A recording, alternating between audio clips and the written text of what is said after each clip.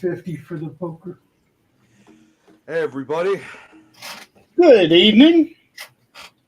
How you guys Still doing? figuring this out. How you guys doing tonight? Another day in paradise. Isn't it always? We're going to go with that. Yeah, it can always be worse. Yes, it can. Yes, it can. We got Facebook user Yeah, already. I got a Facebook user. I don't know who that is. Oh, boy. Starting already early. Go. Yep. It started even before the intro ended. Anybody want to take any bets on who it is before I find out? Is it I'm go? good. I'm betting it's Tom, maybe. That's not his style of Yeah, saying. Yeah, I know. that's kind of Yeah, I what know I it's not. It I know. is. I'm just. Oh, it is Michelle Marie. It's who? Who? Michelle Marie. Oh, Oh, Michelle okay. Marie. Michelle, why can't we see you? Okay, Michelle, let me help you out here.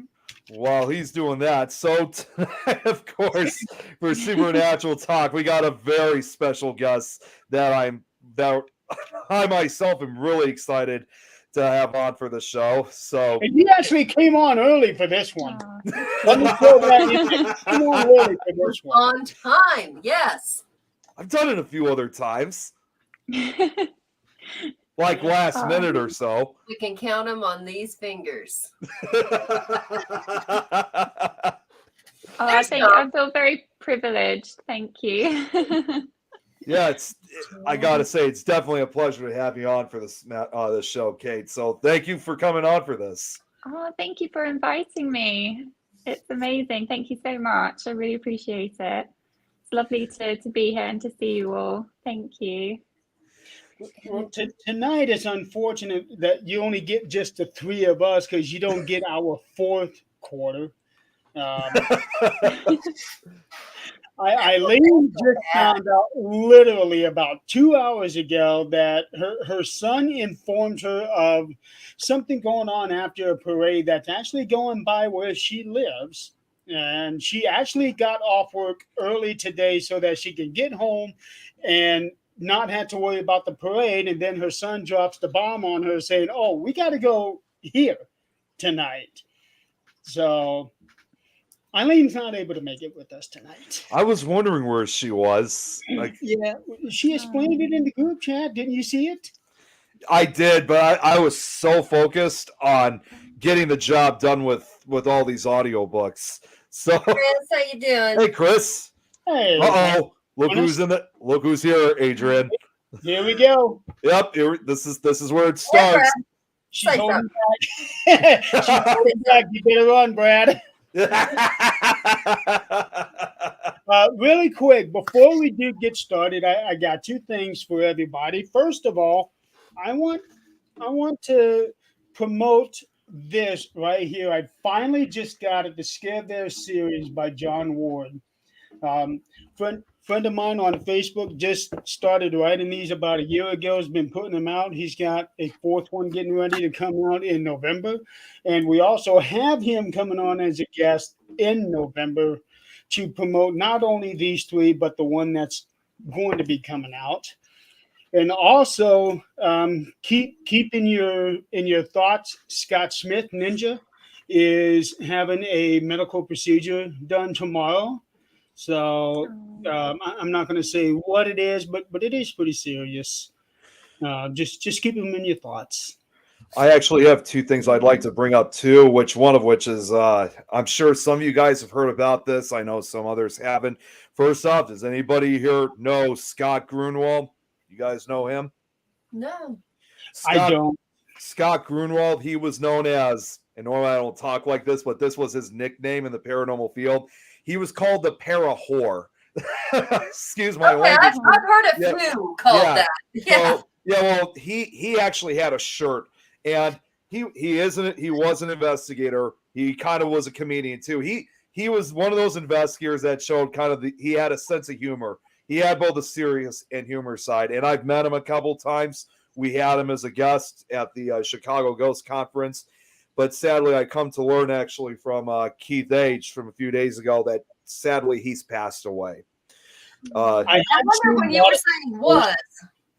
Yeah, I believe he suffered a stroke, and he didn't make it. So unfortunately, and what's even harder for me is that since I met him a couple of times, I don't even have a picture with him. My dad does, on the other hand, but sadly, yeah, he didn't make it. Well, I Michael, had seen pictures of him, and he looks familiar. Was he on any of the TV shows? he probably was. I know, of course, he also wrote a few books.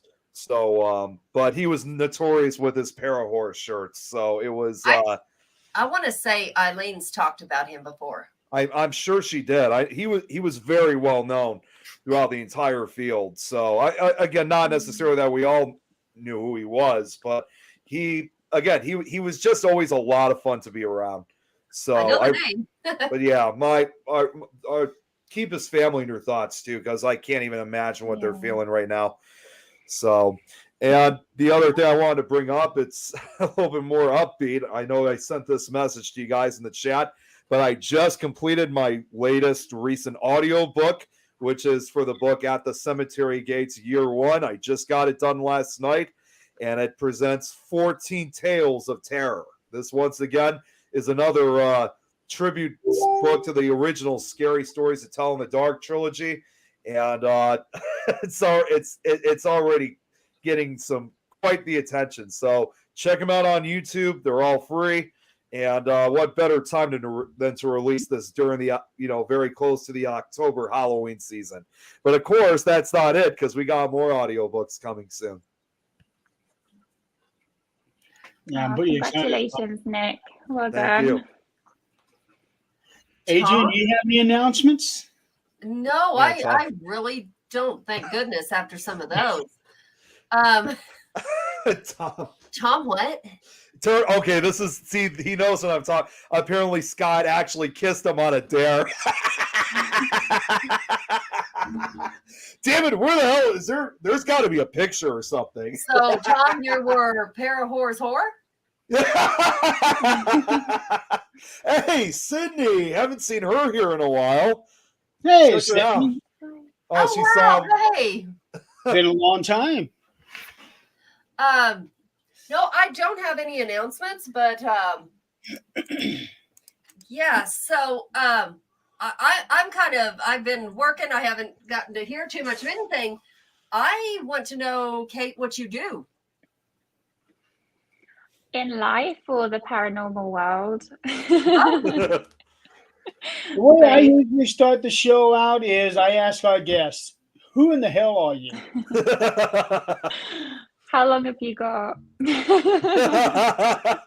Well, we have all night, but I don't want to go. I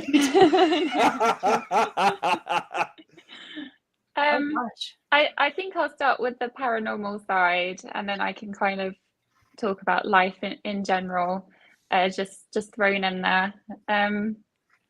So I've always been interested in the paranormal world ever since I was a child. My dad definitely influenced me with all of the horror films we used to watch and psychological thrillers, all that kind of stuff.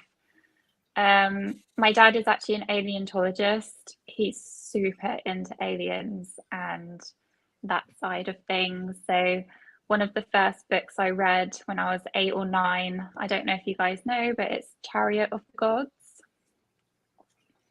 The book?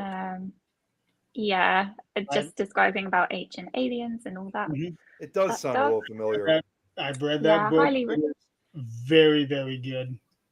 Yeah, very, very interesting. So from there, I kind of got curious as well about religions and the paranormal world and aliens, obviously supernatural, that side. And then I kind of lost it because I became a teacher. I'm an English teacher. And then when you're working and, you kind of lose a bit of yourself and your hobbies, and you just focus on life and everything. But I did really get back into it a few years ago through the group The Other Dimension, which is, I highly recommend them. Ben and Louisa Winfield, Damon Penny. I was watching their show and absolutely loved it. And they gave me the confidence to come on and talk about the the paranormal and get to know the community. And I'm just, yeah, very, very lucky in that side. I got to meet everybody in this very lovely paranormal community. And what else? I have had a few paranormal experiences in my life, but I'm very skeptical. So I always try to put logic behind it, or I just don't know. That's just how I live it. Yeah, I just don't know how that happened. But I would really, really like to believe, of course, but I am still very skeptical. I have other beliefs and other theories, I guess. But I'm always open-minded skeptic. So, what else? I'm also the historical researcher for the group Dark Territory on YouTube, DT. I'm wearing the hoodie at the moment. Yeah. And yeah, I super enjoy that. Very, very privileged and very lucky to work with them. And I think that's all. Yeah. Any questions, just fire them at me. I'm always better like answering questions than just talking about myself. What paranormal experience did you have that you decided was, you tried to put logic behind it? Oh, okay. So I would say I have 3 really significant paranormal experiences. The first one was when my grandfather unfortunately passed. He had dementia. And the paranormal experience was more from my dad. So I really believe my dad is very sensitive to this stuff. He's very open.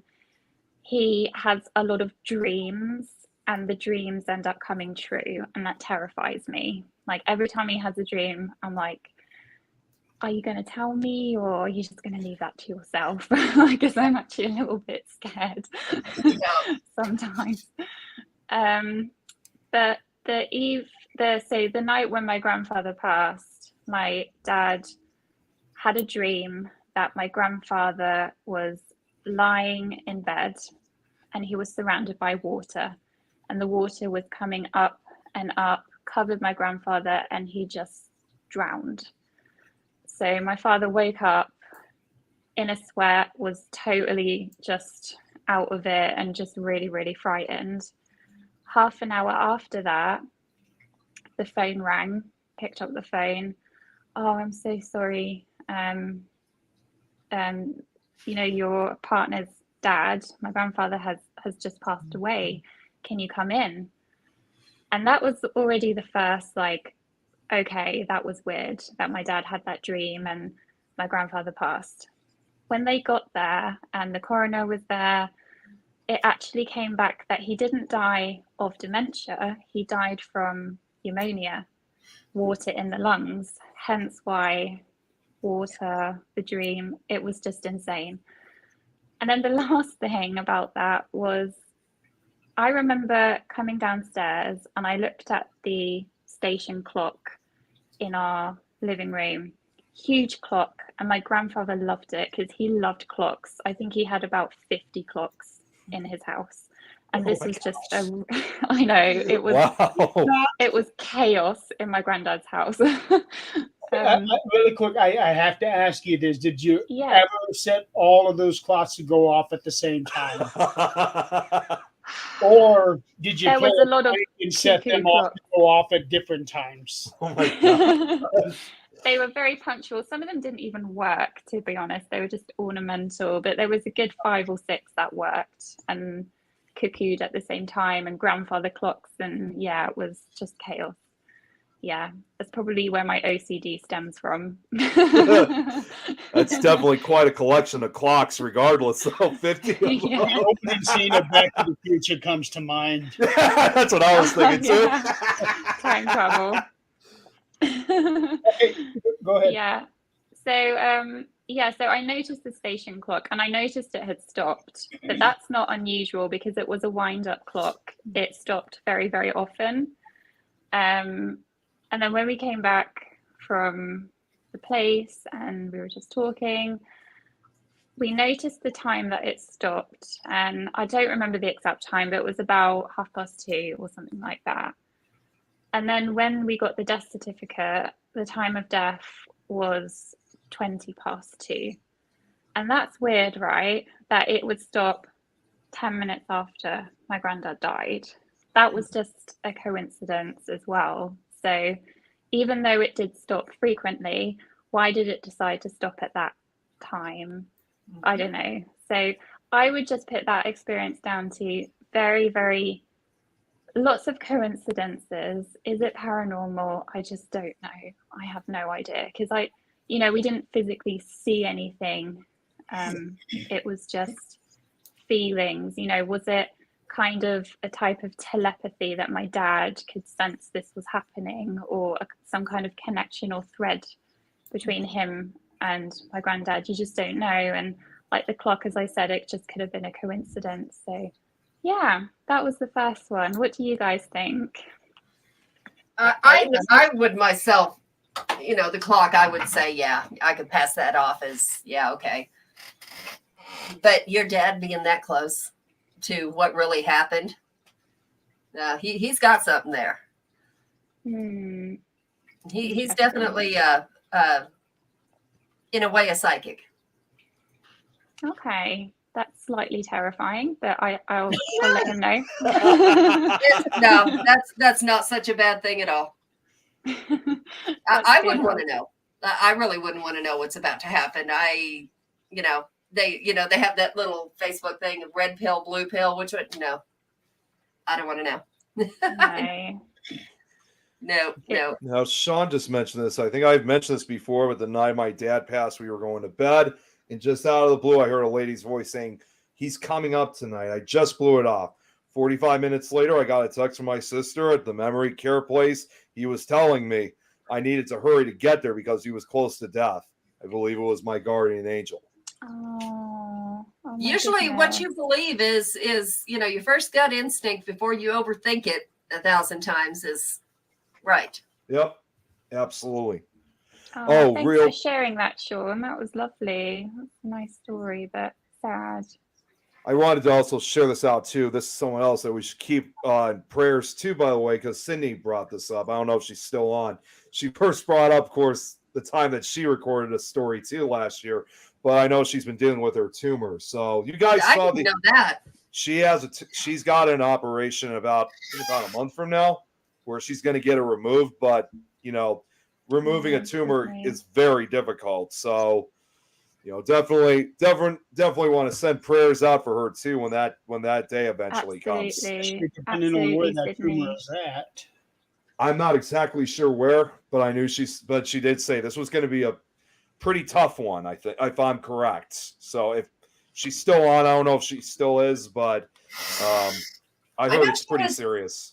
She was having problems, just started having problems 2 or 3 years ago, something like that. I knew there were some issues, but I didn't know it was that. Yeah, that kind of took me by surprise the first time I heard about it. It's not just those of us that are old. We're all getting, we all are going through some crap. Yep. One at a time. Let's figure out who's who. We got Scott next. We'll get him through it. And then whoever's next, we'll get them through it. Well, like I said, with lots Sydney. of healing vibes. I haven't mentioned this before, but Angelia just had an MRI done today on her brain because we're checking something out of another issue that she's been having the last 6 months. Really? Neurological? No, it's something else. Not something I want to discuss in public. Let's put it that way. That's understandable. But it could end up being something serious. So when will you know? Whenever we get the doctor's appointment, once he gets the results, which should be in about 3 to 5 days, they'll give us a call to come in and discuss it and see what the next one is. At least you're not waiting months to find out. No, not at all. At least thank goodness for that. Yeah. Oh, sorry, that Jeremy. stinks, I guarantee you. That waiting is worse than the actual diagnosis. I'm the one who's doing the actual waiting, and I'm in no hurry for that next surgery. Well, yeah, no, but waiting to find out results is what's bad. Right. I want to circle back to something that you said is very interesting when you said that the clocks all stopped right after he passed. Yes, 10 minutes more or less. In the town south of me, 20 miles where I used to live, there is a very similar story of that happening, probably about 100 years ago, where a lady had no, it was a man who was killed in some sort of industrial accident, and his wife was home, and all of a sudden she had this huge gust of wind and it stopped all the clocks in the house. Wow. Later that night she was told that her husband had been killed, and she asked what time it was, and when they told her, she looked at her clocks and it was the exact time that he died. No. Wow. Yeah. I think That's crazy. I have heard a lot of that. There was one other one, and I wish I could, but I don't remember if it was a true story, if it was just something that somebody wrote. But it always stuck with me, and this was years ago, like in my 20s, years ago. The story was about a lady the man was sitting at home, and she had went shopping, and this is back when cars first came out, and a lot of women didn't drive them.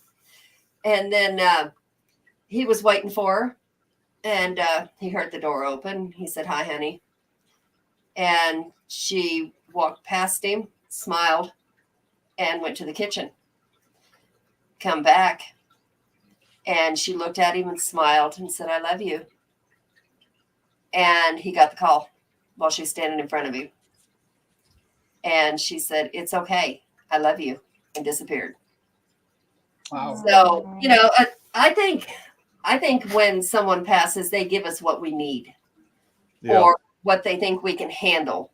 Most of the time it's in a dream. You're not going to be able to handle it with them standing there, looking at you most of the time. There was, I could even recall this. I don't remember who this person's name was. It was on one of the paranormal shows. But this was one of, not necessarily the older shows, but this was one of the more recent ones from about 10 years ago or so. And they interviewed I don't remember what show it was. It used to be on Destination America. They interviewed a woman who she had like the same kind of abilities. Like she would go to sleep, she would have these visions and these dreams of people coming up to her.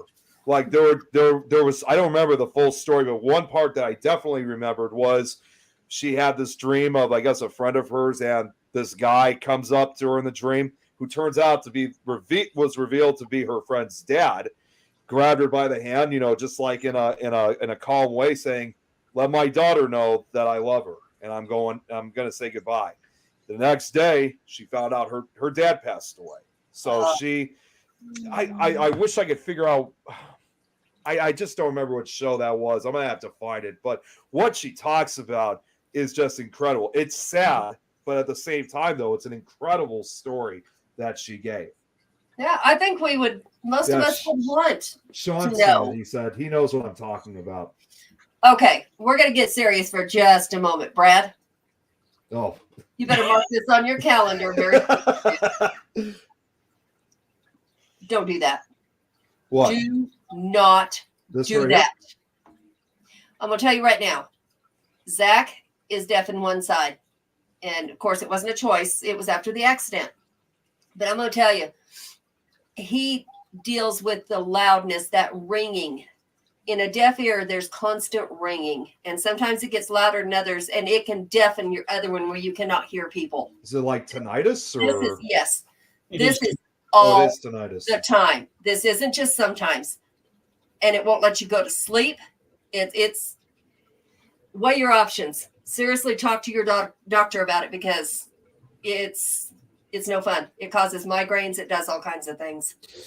And I thought my migraines were bad enough. Imagine having to deal with so much. Although Brad's now saying, though, that he's having constant ringing.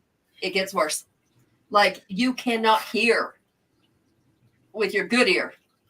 It's bad.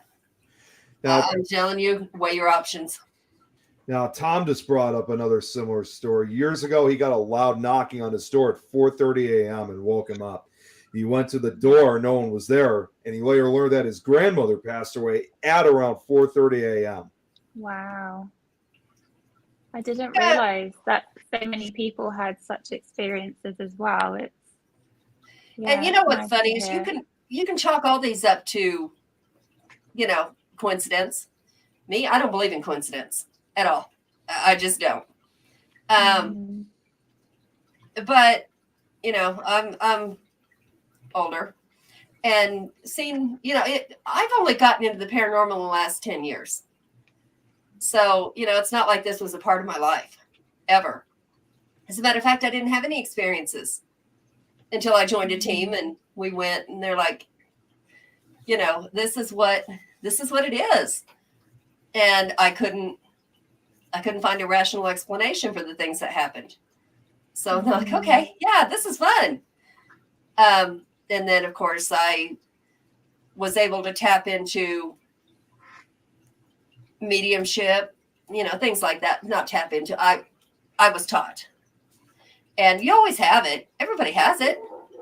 But it's a matter of learning to use it. And that you have to trust yourself, because it's not like they're going to stand in front of you and actually speak to you. They put words in your head that are not there. No. I have one doubt though. That's only the last So out of funny. 2,000 years. I knew I should not have been nice to him. So here we go for the show, We got Brad. here. Ethereal Voices Paranormal EVP. Hi. Hello. Hi there. Hey. One of my questions is that me and my grandmother were very, very close, and she always told me if and when she passes, she would let me know 100%. Now, she passed very, very quickly, just suddenly, and we never got anything. We didn't even know, for a while.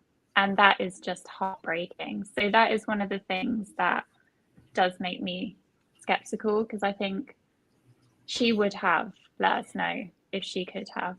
And why not? That's just the question I wanted to pose to you guys. I know exactly how you feel about that, because that's the reason I didn't believe in the paranormal, was because my mom died when I was 8. And growing up, I thought, if they can come to you, they will. If you're their child and they're able to come to you, they're going to. Well, after actually talking to spirits, that's not how that works. Yes, they can. Absolutely. But they're going to scare you more than anything else. They know what it'll do to you. Yeah. So, I'm sorry. Go ahead. No, I was just going to answer Sean's question, but I'll wait. So what they do instead is leave money. You'll find coins. You'll find feathers. Red birds and bluebirds where they don't belong. I mean, you're going to see them anyway, but where they don't belong. They'll be sitting on your windowsill, or some kind of animal that you would relate to her. Butterflies is something huge that they do. They'll land on you. And that's not something that usually happens. You'll hear voices in your head, not audibly, but in your head, that you weren't thinking that thought. So then you have to figure out who's talking to you, because it's not your thought. Interesting. And that's the reason that we meditate, to know our own thoughts and to know, if we can do random thoughts through the day, but you know what's yours and you know what's not. And that's how I communicate with them. Now, everybody's different. Some people see them. I choose not to. I don't think I can if I wanted to. That's not my gift, is seeing them. That's and I'm okay with that. But when you do see them, it's in your mind. Like I can know somebody's standing there and know what they're wearing, know what they look like, but I'm not going to look over and they're actually standing there. I see them in my mind. Oh, I see. Yeah. So you have to trust yourself, and it's still, you have to get past the skeptical. And, you know, this is just coincidences. No, I did that for 2 years going, no, there's no way. I can make up somebody standing there in my head all day long. But when you're talking to someone and they go, describe that again. And you do, it's for them. They were standing there for them. And they're like, well, that's my uncle, or that's so-and-so. I'm like, okay. Yeah. My best friend's boy comes all the time. He committed suicide. It's been 6 years now. He was a 14-year-old young man. And I never met him. I know him now very well because he is in my house about half the time. But, you know, it's little things like that it helps other people. And if you can handle it, it helps other people. But listen for little things like that out of your grandma, because she didn't just not do it. What religion are you? Catholic. Okay. So in the Catholic, my best friend is too. I'm just learning. I'm Christian, but not Catholic. Catholic's a whole different animal. We did I was raised more, I guess, more like Baptist than anything. It's okay.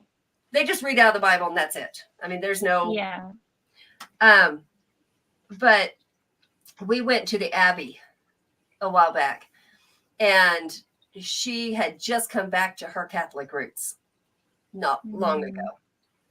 She was more of a, I guess, Wiccan. Okay. Yeah. But she kind of came back to her roots, and Devil's Road, the true story of Ed and Lorraine Warren. Yeah. But we had a discussion and how we interpret the Bible. When it says in the Bible, God's going to come back and get his children. Okay. Does that mean, to me, that means when it's all over. Until then, they walk the earth until it's time to go. I don't know of anywhere in the Bible that it says you go to heaven immediately. Yeah, that's true. So that's my reasoning for having all the spirits here. Yeah, I do think there's a lot in reincarnation as well. I mean, there's even my own daughter, it feels like she's an old soul, the way that she just learns things so quickly and says things. And I never really thought about it that much until it like actually happens to you and you're like, oh, this is interesting. Right. And you don't see that in the Bible. It does not speak about that in the Bible. And that's why my husband has a different kind of view of, you know, he studies different religions. Sure. And just kind of to know.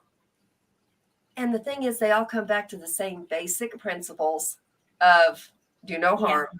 You know, that's don't kill, don't no adultery, none of that. Just but the more you study, the more you so what's real and what's not. You know, so it's, you know, what we're taught in the Bible, reality sometimes isn't exactly that. And then what we're taught, you know, Wiccan is not exactly that. So you combine some of those and it's like, oh, okay, so some of this makes sense. So it's, you know, when people ask, you know, what religion are you? I really don't know. Do I believe in God? Yes. Do I believe in the Bible so much? Probably not. There is a lot of things that are hidden in the Bible from us.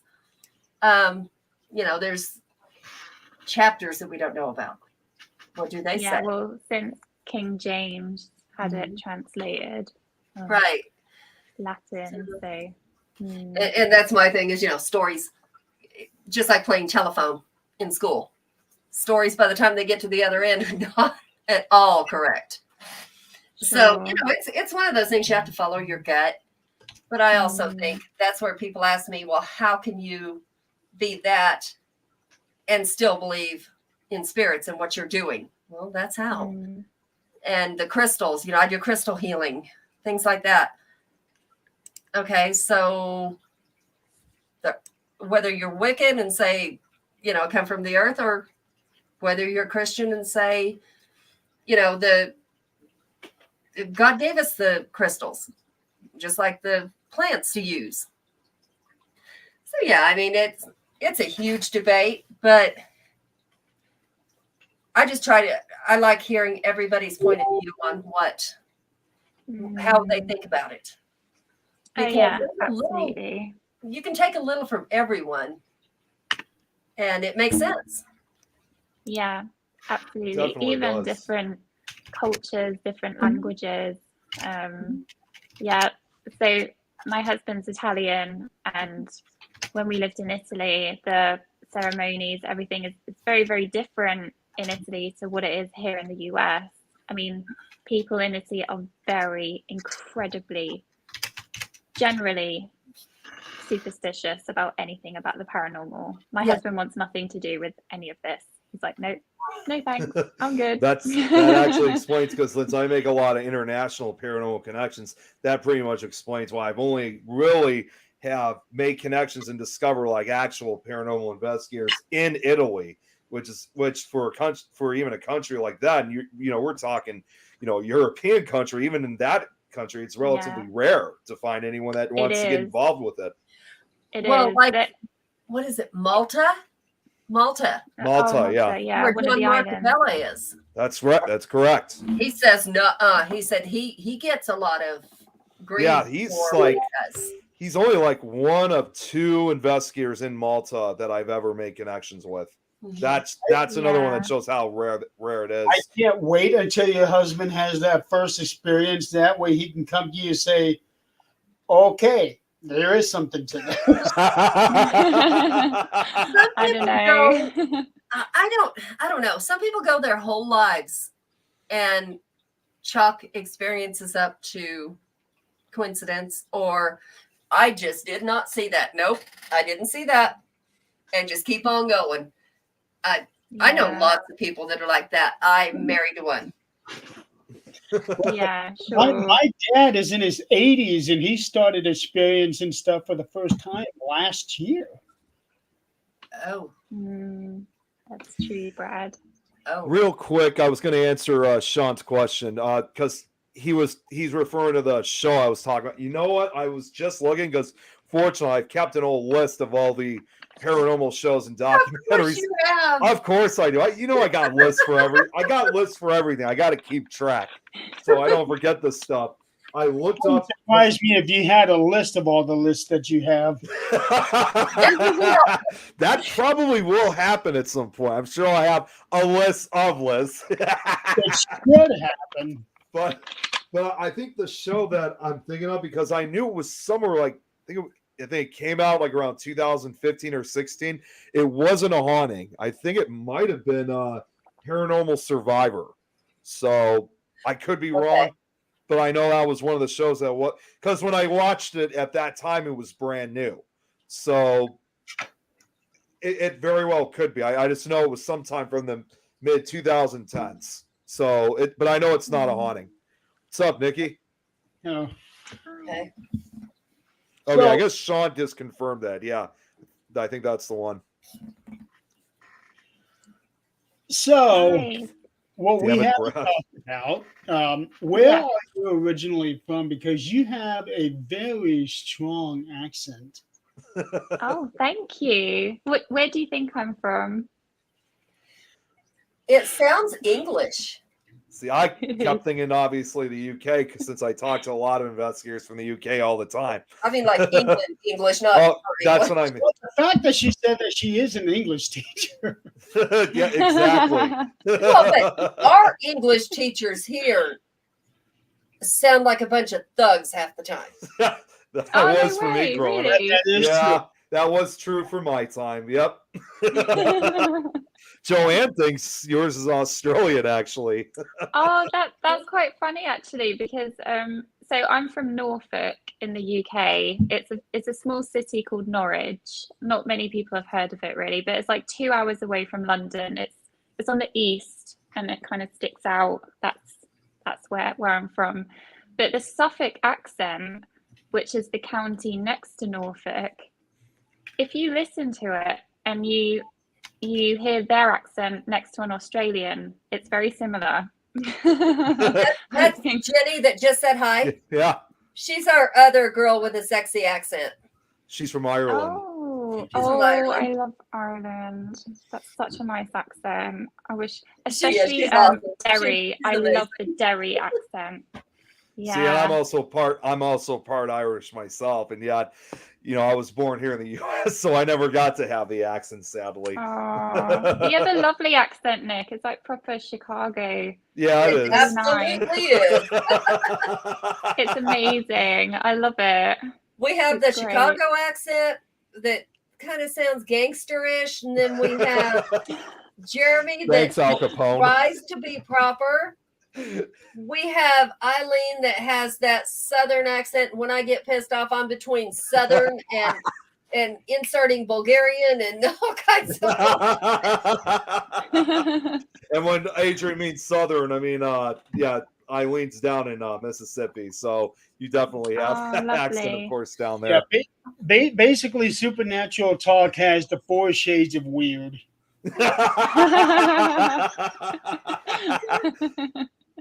That's a good way of putting it. Yeah, I have to say though, my accent is very strange. I wouldn't say it's like 100% British because I haven't lived in the UK for I think 11 years.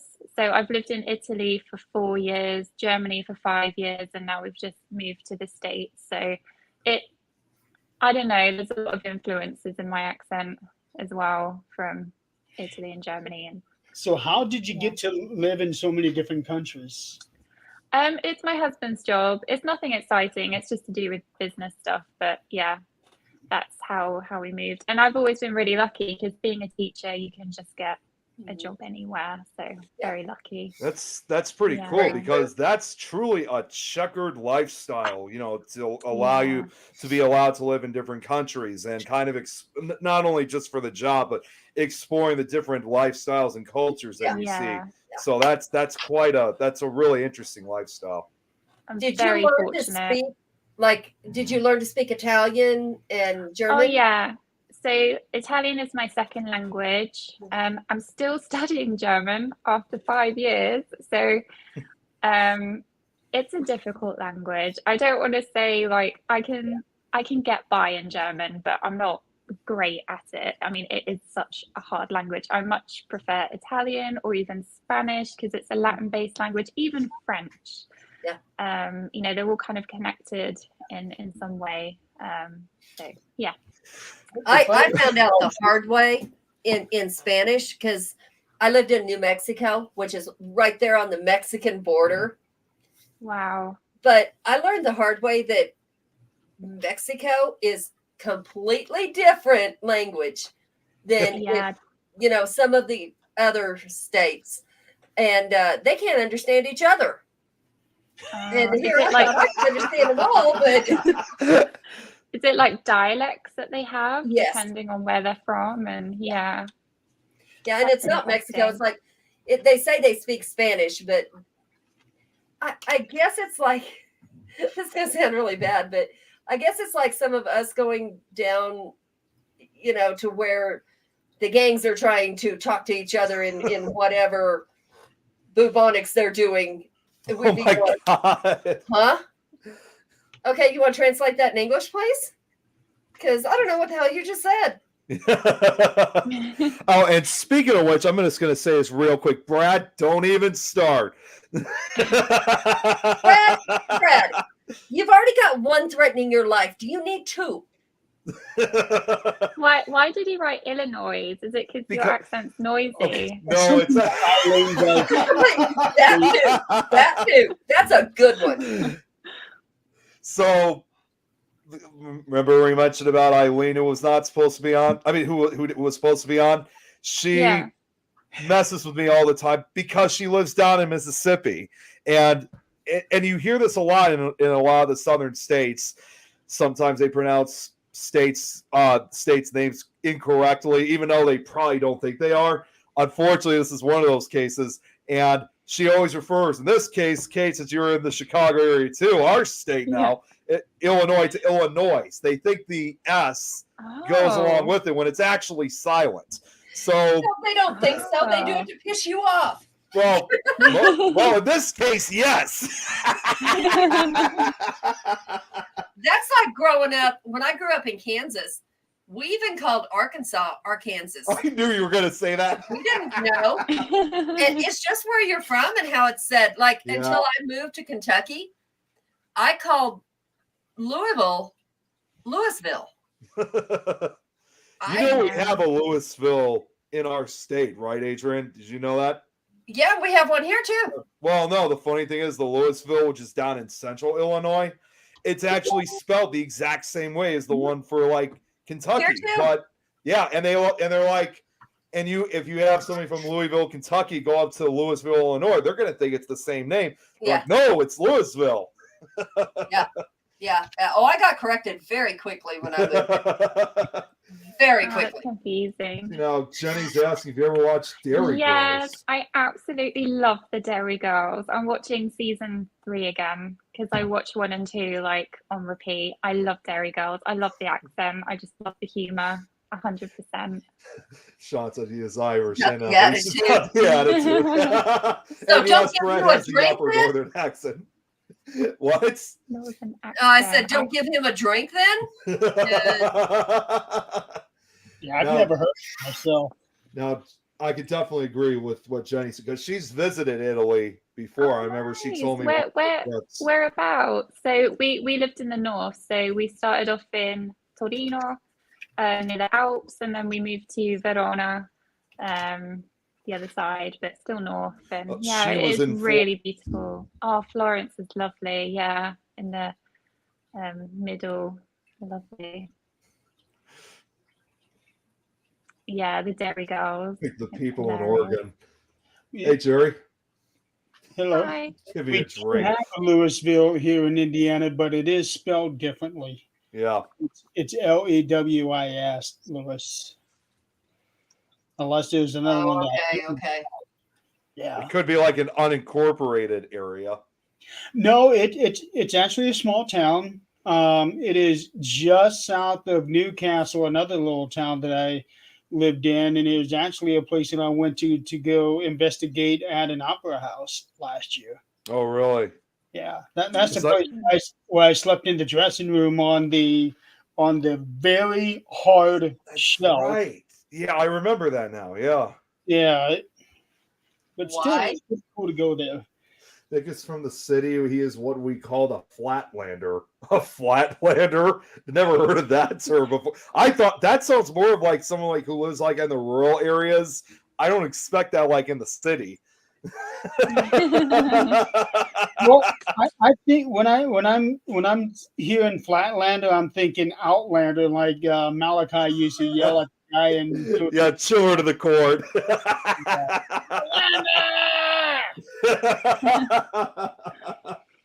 I also have to say it's so weird that you have basically all of the British towns in the States. So you just mentioned Newcastle, and my grandmother was born in Newcastle, but UK. So it's like, it's so weird to have that connection here.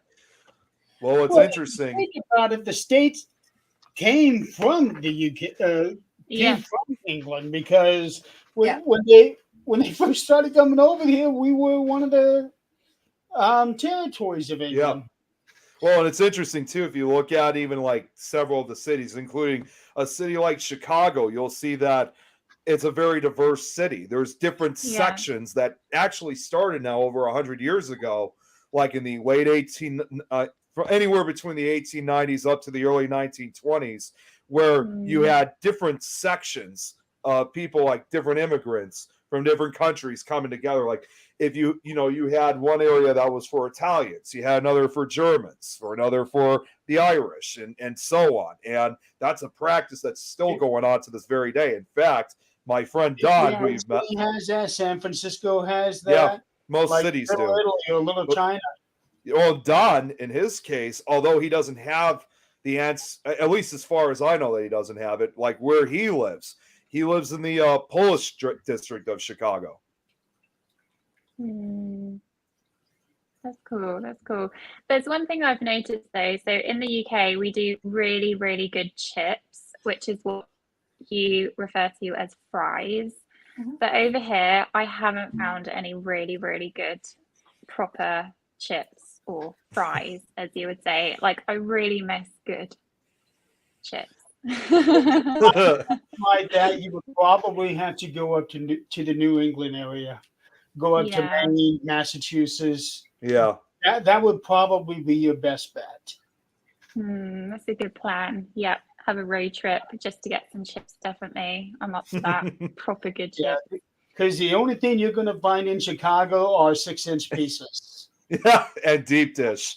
Yeah, what's up, Mimi? I call them 6-inch pieces. Oh, that's right. What am I saying? Yeah, no, I mean, honestly, my husband, after seeing the deep dish pizza, almost had a heart attack. He was like, "What is this? This is not pizza." Kate, if you didn't know, there's actually, because people often ask, like, who's got the best pizza in the country. It's either, people will either say the deep dish in Chicago or New York. And if you didn't know, there's always been a bitter rivalry between those two cities. You know, it's still going on to this day. Who's got the best? But Jeremy, on the other hand, why don't you explain that one place that you had me try from Fort Wayne that's kind of in between? That wasn't me. That was more Tim. Tim and Because Crystal, he was the one that introduced that to me. So another one of our things members, Tim Kohler, who is our residential Vlad the Impaler expert. Yeah, if you ever do an episode, with him, if you ever do an episode about, like, on another show, that's like a requirement, because Tim. I mean, that's a hobby. Vlad the Impaler, man. Well, the whole thing about with him and Vlad the Impaler is that it is actually almost like a lifetime commitment for him. Yep. Yeah. He actually has like an ancestral connection to old time back then. That's what he says. And with the stuff that he's come up with is so different from what we learned. It's really, really interesting. But what Nick is talking about is there's a place called Oli's Pizza, and their small pizza is 10 pounds. It's about that big around, but that thick. Barely gets your mouth wide open to bite into that. That's the way that they do it, they do the dough, then they do the tomato sauce to cheese, and then they do dough again. Then the tomato sauce to cheese, pepperoni. Yeah. It's very, very good. 2 slices fill you up. You can't eat another bite. It sounds more like a focaccia than a pizza. It's more like the bread. It's almost like a lasagna to me. Yeah. Yes, it is, Brad. Totally different. I've heard about that. Yeah. I heard like there's like every corner, like parts of cities of Italy. There's like not one corner you come across where you don't see like a pizza style restaurant or something like that. I want to know how Italians aren't 300 pounds.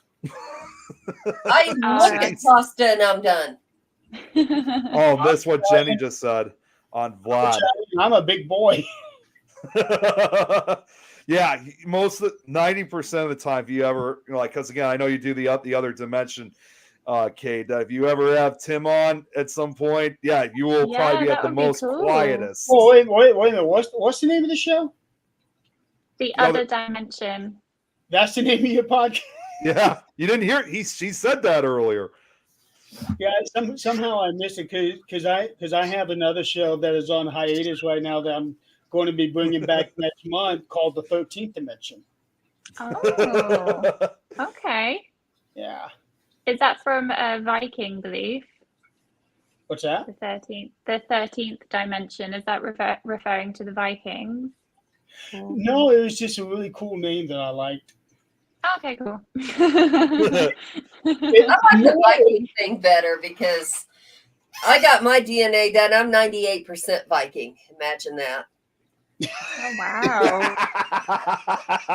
No comment. Yeah. No, actually, when Scott Wilson and I were coming up with ideas for a show 3 years ago, he was thinking like music wise, what we were going to do would be more like a Twilight kind of music. So I was going through a bunch of Twilight zones, and in the intro is always saying that there's a sixth dimension, and I'm thinking, okay, where can I go with this? Because I'm liking this whole, you know, we have 3 dimensions and 4. He skipped the 5th and went to the 6th dimension. And I'm thinking, what if we went to unlucky number 13th and go with the 13th dimension?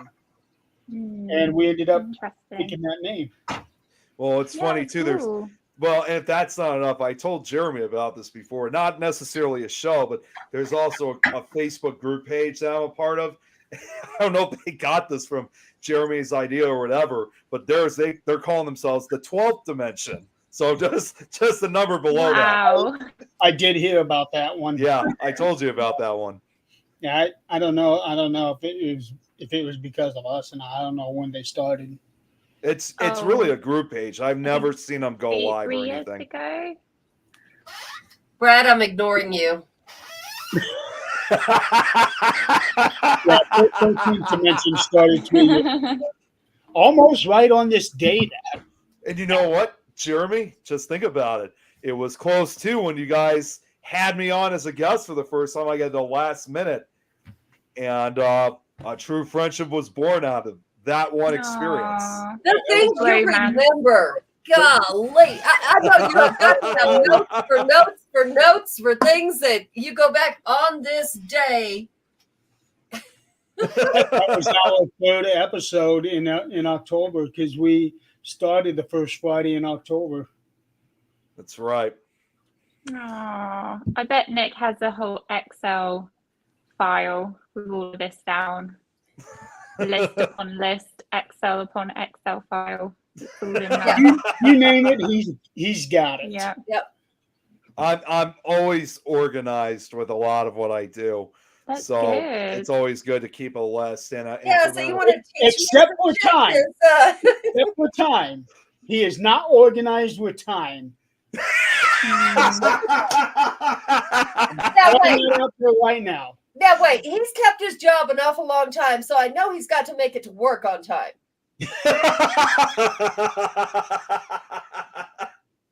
No comment. Yeah, no comment for that either. I'll have to call your job. Oh yeah, we'll have to book Brad for December 32nd. Yeah, we're not gonna explain that one. We can book him December 32nd, but that's okay because January 1st, he's gonna have his butt sticking out of the ground. Yeah, that's true. I just have to look through the 200 tabs to figure out which is which. It's true what he's referring to, Kate, is I always have a lot of tabs open because I got so much going on. And trust me, I'm trying to clear them. I'm trying to clear them all up, but it's really hard you're one when of you're those constantly busy. people. One thing at a time. Well, I have a question for you, Nick. If you have all like 200 tabs open, are you the type of person that also has their desktop covered in files so you can't see your desktop? Is that you? No, thank God it's not. It'll get there. It'll get there. Tom, shut up. I know what he's saying. So true. It's funny that you talk about 200 tabs because every time he shares something on the screen, oh my gosh, it just goes into a tunnel. Tabs he's got open. Well, you know what? I have that right now, believe it or not, on my laptop downstairs because it's all the music and stuff I'm trying to add for these audiobooks. So I got to keep those open until because I got to have the right music for each story. That's true. That's true. That's Brad too, apparently. How did I not know that he had? Always telling Nick an hour early so we have time. Yes, I know you do, Tom. Yeah, I've seen Brad's desktop. Oh boy, how many times have I yelled at him for that one? Is he worse than me? His desktop. Oh, his desktop. I'm saying like as far as storage or whatever's on his screen. So bookmarks. So real quick, we're gonna have somebody come on for a couple of minutes. Have we ever heard of OneNote, guys? OneNote. It's amazing. What's that? OneNote. How's that? I use it at work. No, look into it. Seriously. Google it. Get it. It's OneNote. And it's like a big portfolio. You can put tabs and you can put things under it. You can just open it and look at it. Is it one word? Yes. ONENOTE. Microsoft OneNote. Yep. We use it at work, and I'm telling you, it's amazing. All right, I found it. Oh wow. Yeah, I think I'm probably gonna take this into consideration. I took a class on the damn thing, and I won't do without it now at work. My personal life ain't that complicated. It's, hey, you want to go? Okay, let's go. It ain't that hard. All right, so who's coming on? What are we doing? Who do we got coming on, Jeremy? Scott. Yay! Scott? Wait, Scott Smith? He's gonna make it. Yeah, Scott Smith. Yeah, he just got home. He just wanted to pop on for a couple He's minutes. the one having surgery. Yep, Yeah. and here he is. Okay. Here he is. Hey, Lauren. Hey, Scott. This is our guy Hey, having a Scott. penis reduction. What's up, guys? You're frozen. There we go. There we go. I'm That's better. frozen? Yeah, now No, you're good. you're good. You're good now. Okay. Sorry, I had to go out to dinner. Not sorry, but Oh, I did. Who is that? Yeah, who's the movement one on Twitch? the movement one? Hey, Mimi. I don't know. Yeah, Mimi's on. I don't know who that is. What's up, Lauren? Good to see ya. Hey, Lauren. So we told everybody that you were having a medical procedure tomorrow, and keep you in their thoughts. Absolutely. Can I what? That you are having a medical procedure tomorrow, and to keep you in their thoughts. And once you popped on, I just had to say what it was. It's oh, do you really want me to tell you what it is? No, I did. I told him what it was. Oh, you told me the penis reduction? Penis reduction. That's right. No, really what he's doing is he's having spiders surgically removed from his beard. You know what? That's not a joke. I saw something like that on the ER. Hell no, that is no. I have nightmares about that. Should we full screen it so people can get a better description? Because I'll go ahead and do that real quick. Yeah, see? Oh, I didn't even notice. Did you go to dinner with that? No. Oh, okay. But knowing Scott, he would do it. Yeah, I could see that. I would. Why not? Oh my God! Imagine how many people would react. You go up to the desk and say, like table for two or something. Like, okay, Ed. What? Excuse me, sir. You need to take a shower. Yeah, is you feeling all right there, sir? Hold on just a second. I got to pull you guys up on Brad's got the phone to hear it. comment right here. Oh my God, Brad. Go up to the desk and say, like table for two or something. Like, sweetheart, okay, by the time that my foot's in your ass, I'm hearing it. I'm hearing an echo. Of the night right there. Guys, I'm hearing an echo. Do you guys hear that? No, I just put that on just there. Brad's got the comment right here. Oh my God, Brad. What is that? It's an echo. We're lagging. What is in here? That's definitely not for me. Guys, I'm hearing an echo. You guys see that? No, I just put that What on. is going on? You guys are hearing an echo? Yeah. All right, there we go. Now it's gone. That's weird. I tried to mute him to see if it was, and it wouldn't mute him. You muted him Now now. he's muted. No, I didn't do that. I tried to, and it wouldn't do it. Oh. Hold on. Let's see here.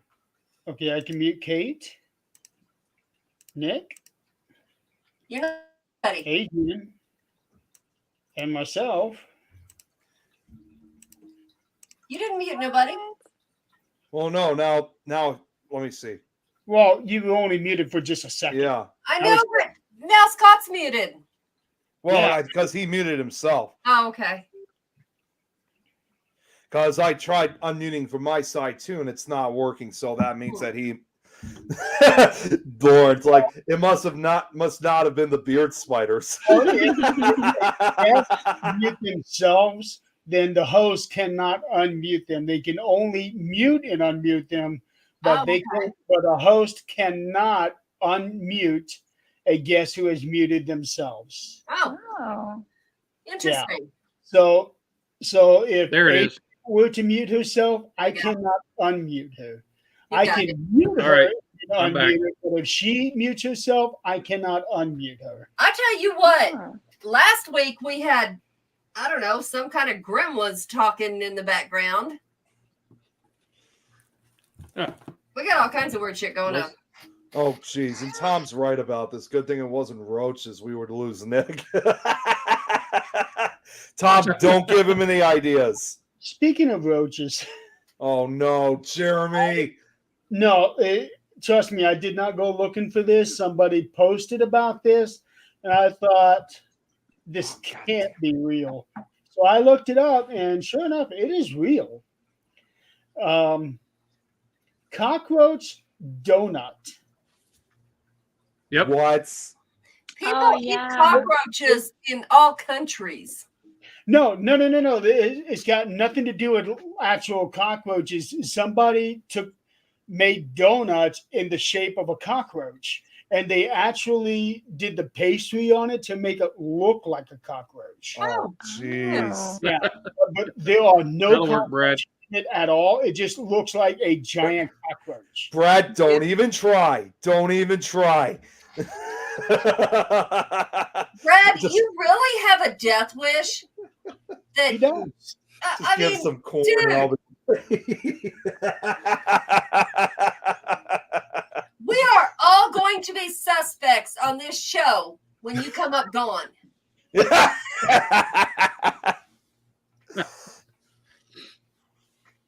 So what the hell Oh, was guys, this I one can't. Brad said, saying you'll need surgery soon to remove Adrian's foot? That's the comment of the night right there. That's the comment of Yeah. See, that means he's not listening because he's going to be dead before he's buried. And when I bury him, I'm going to bury his ass up in the air so I can kick it every time I walk by. That goes to show he's not listening. There you go, ladies and gentlemen. A new type of burial. If it's something you do not like, you can pay an extra $10,000 to have them buried face down, ass sticking up, so that you can kick it every time you go and visit them. Hey, No, it creates a used to bike. be a It's a thing bike where- tire stand. Oh, There used to be jeez. a thing that I'm going to get buried with my ass up in the air so people can kiss it. But in Brad's case, I'm going to kick it. Cockroaches in Bermuda fly. God damn it. They fly Okay, in that's Kentucky. scary. Yeah, I heard they fly further south in like states like Texas and whatnot. They do. They're about that big.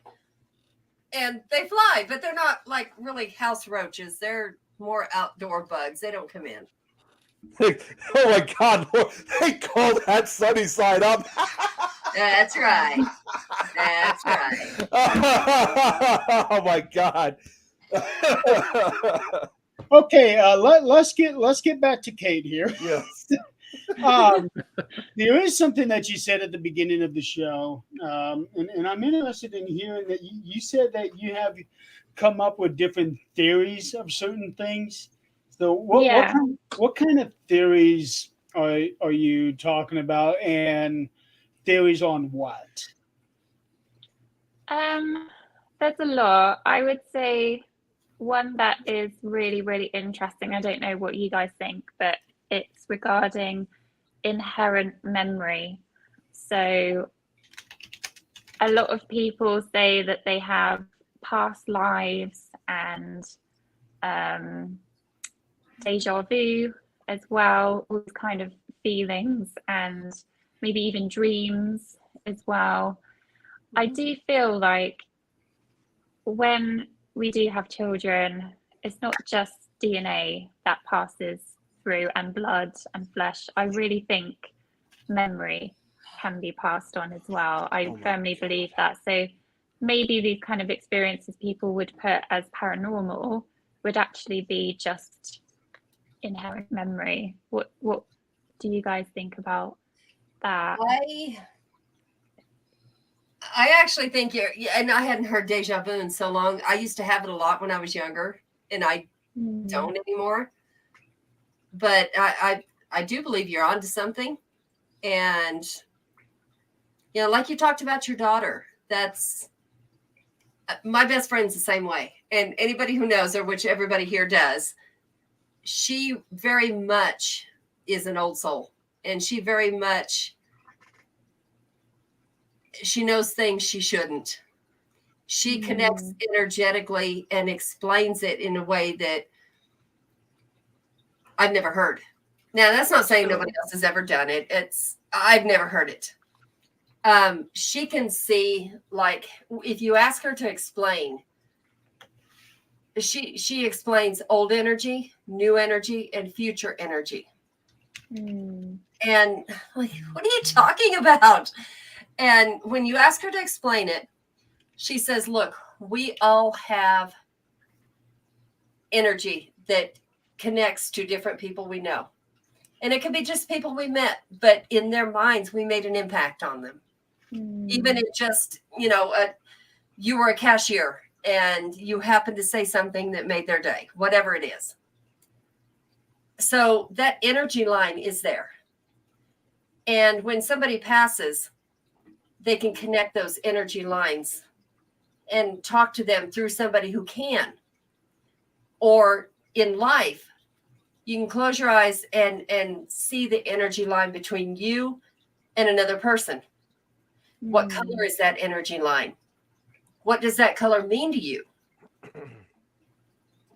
Now, to my friend green, which to most of us is either infection, gross, or go.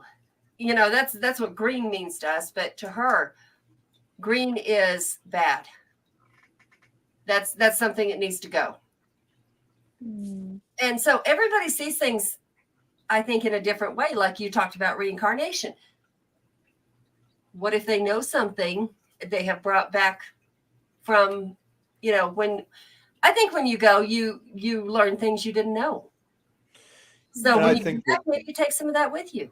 And I think so too, because there's this popular belief that if you're reincarnated, everything, that your memories, everything is completely erased. And honestly, I mean, I really believe that's not always the case. I think you may lose most of it, but I think there's still always a time when there's a shred of it that will still remain. So say you lose, if it was all 100%, you lose about 95% of it. You might still have 5% of that memory, and that will carry on for that individual.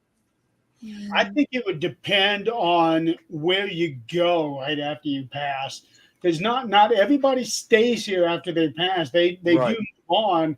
So I am thinking that when they move on, that memory is erased. But if they stay here, the memory is not erased. Because if you look at all of the investigations of the EVPs, most of the spirits still remember a lot of stuff down here. Okay, wait a minute. We can always go back to this. Tom. Yeah. Whoa. Robert? Yeah, Robert, this is was. that true? Oh my God. Yeah. Okay. So Robert White, he's an investigator from Australia. I've spoken to him a Robert, couple what's times. going on, bud? He has this. I've seen it for myself, and it's just horrific. He's had this real bad like infection that's going on, like in his. I don't know which foot it was, if it was his left or right, but he's been going through so much. But and I've seen the pictures of it because unless you have a strong heart, you don't want to see this. I have him on Facebook. Why haven't I seen this? He posted the pictures, and I got to tell you right now, I mean, seeing just how horrible it was, literally one of the most horrible things I think I've ever seen.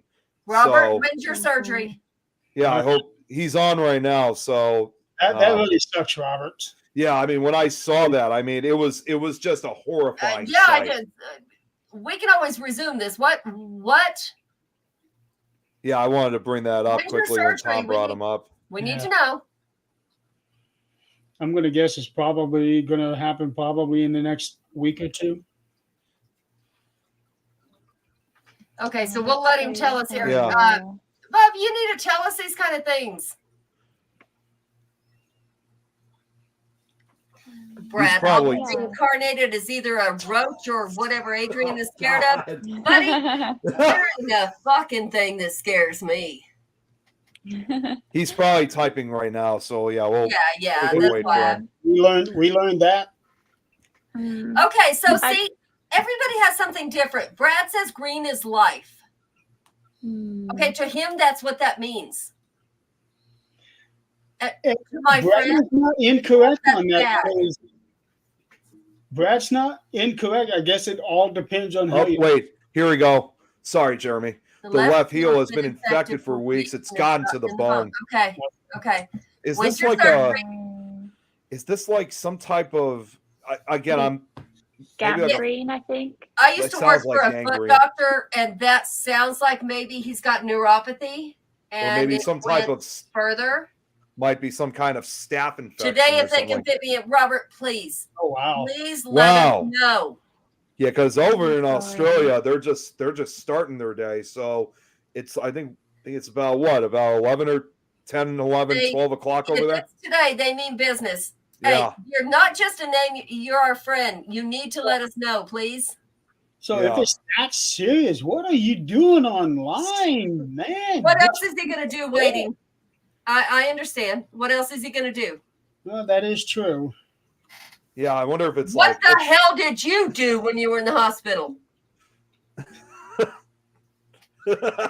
Sent messages to everybody. After everything was done.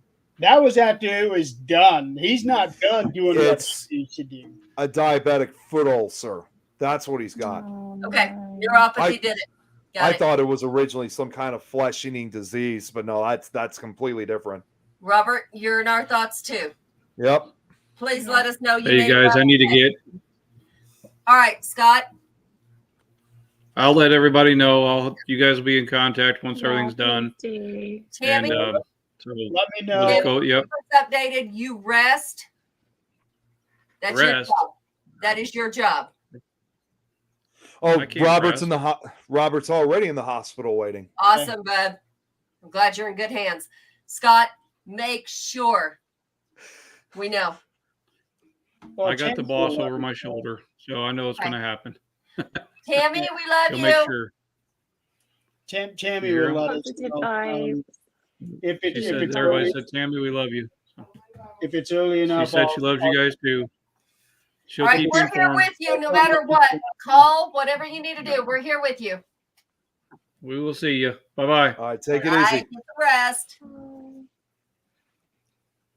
Okay, Robert will also keep us informed too. Okay. Thank you. Please do. Yeah, I know a lot of these shows, these people are like, yeah, their audience, whatever. These are our friends. This is not just, oh, hey, these are, we actually worry about y'all. Yeah. Oh. We're here to have fun. We're here to joke around. We don't I mean, this is our family that's on here. Mhm. Yeah, that's Definitely. lovely.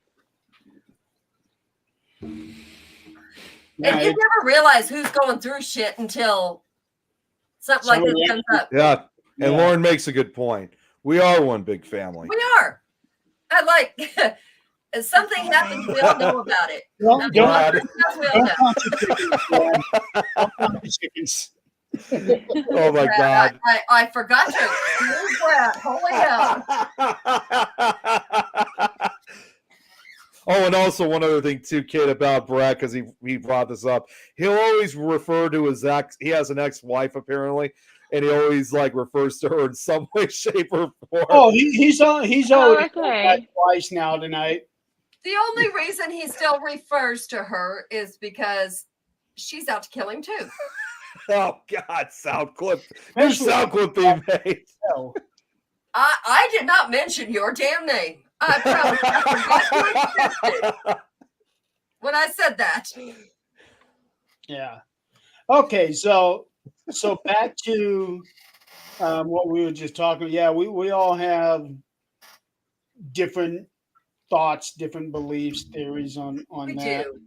Yeah. Yeah, I kind of wanted to touch on that again. I just wonder what if there isn't the paranormal side, right? So what if there isn't an afterlife? What if energy is just dispersed and goes elsewhere? Then we would only have inherent memory, right? Which is what people would call paranormal, but it's just inherent in our memory. So that's something I've always wondered about, if we've just kind of got it, we're kind of seeing it at different angles, right? And maybe that's just one angle is like, okay, there is no afterlife, there's no paranormal side, it's just inherent memory and these connections we have in life, not after or before life, death. Yeah, that's just something I've always wondered about.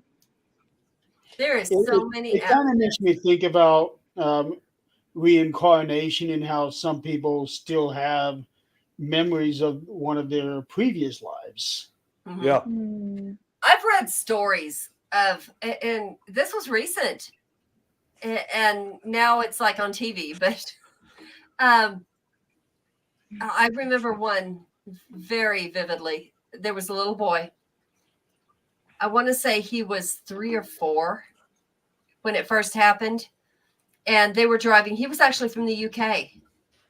And they were driving. And he told his mom, he says, I lived there. And of course, as a mother, she's going, okay, yeah, cute. And he starts talking and says, I was married to, and said her name. And he said, I had however many kids. And he said, I was killed in a farm accident, and explained how he was killed. And so the mother, with this, 3 or 4-year-old being this vivid, went home and did some research.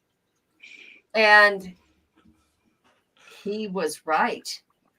And so she went back to him and said, what was your name? And he told her. And that was actually the dad's name.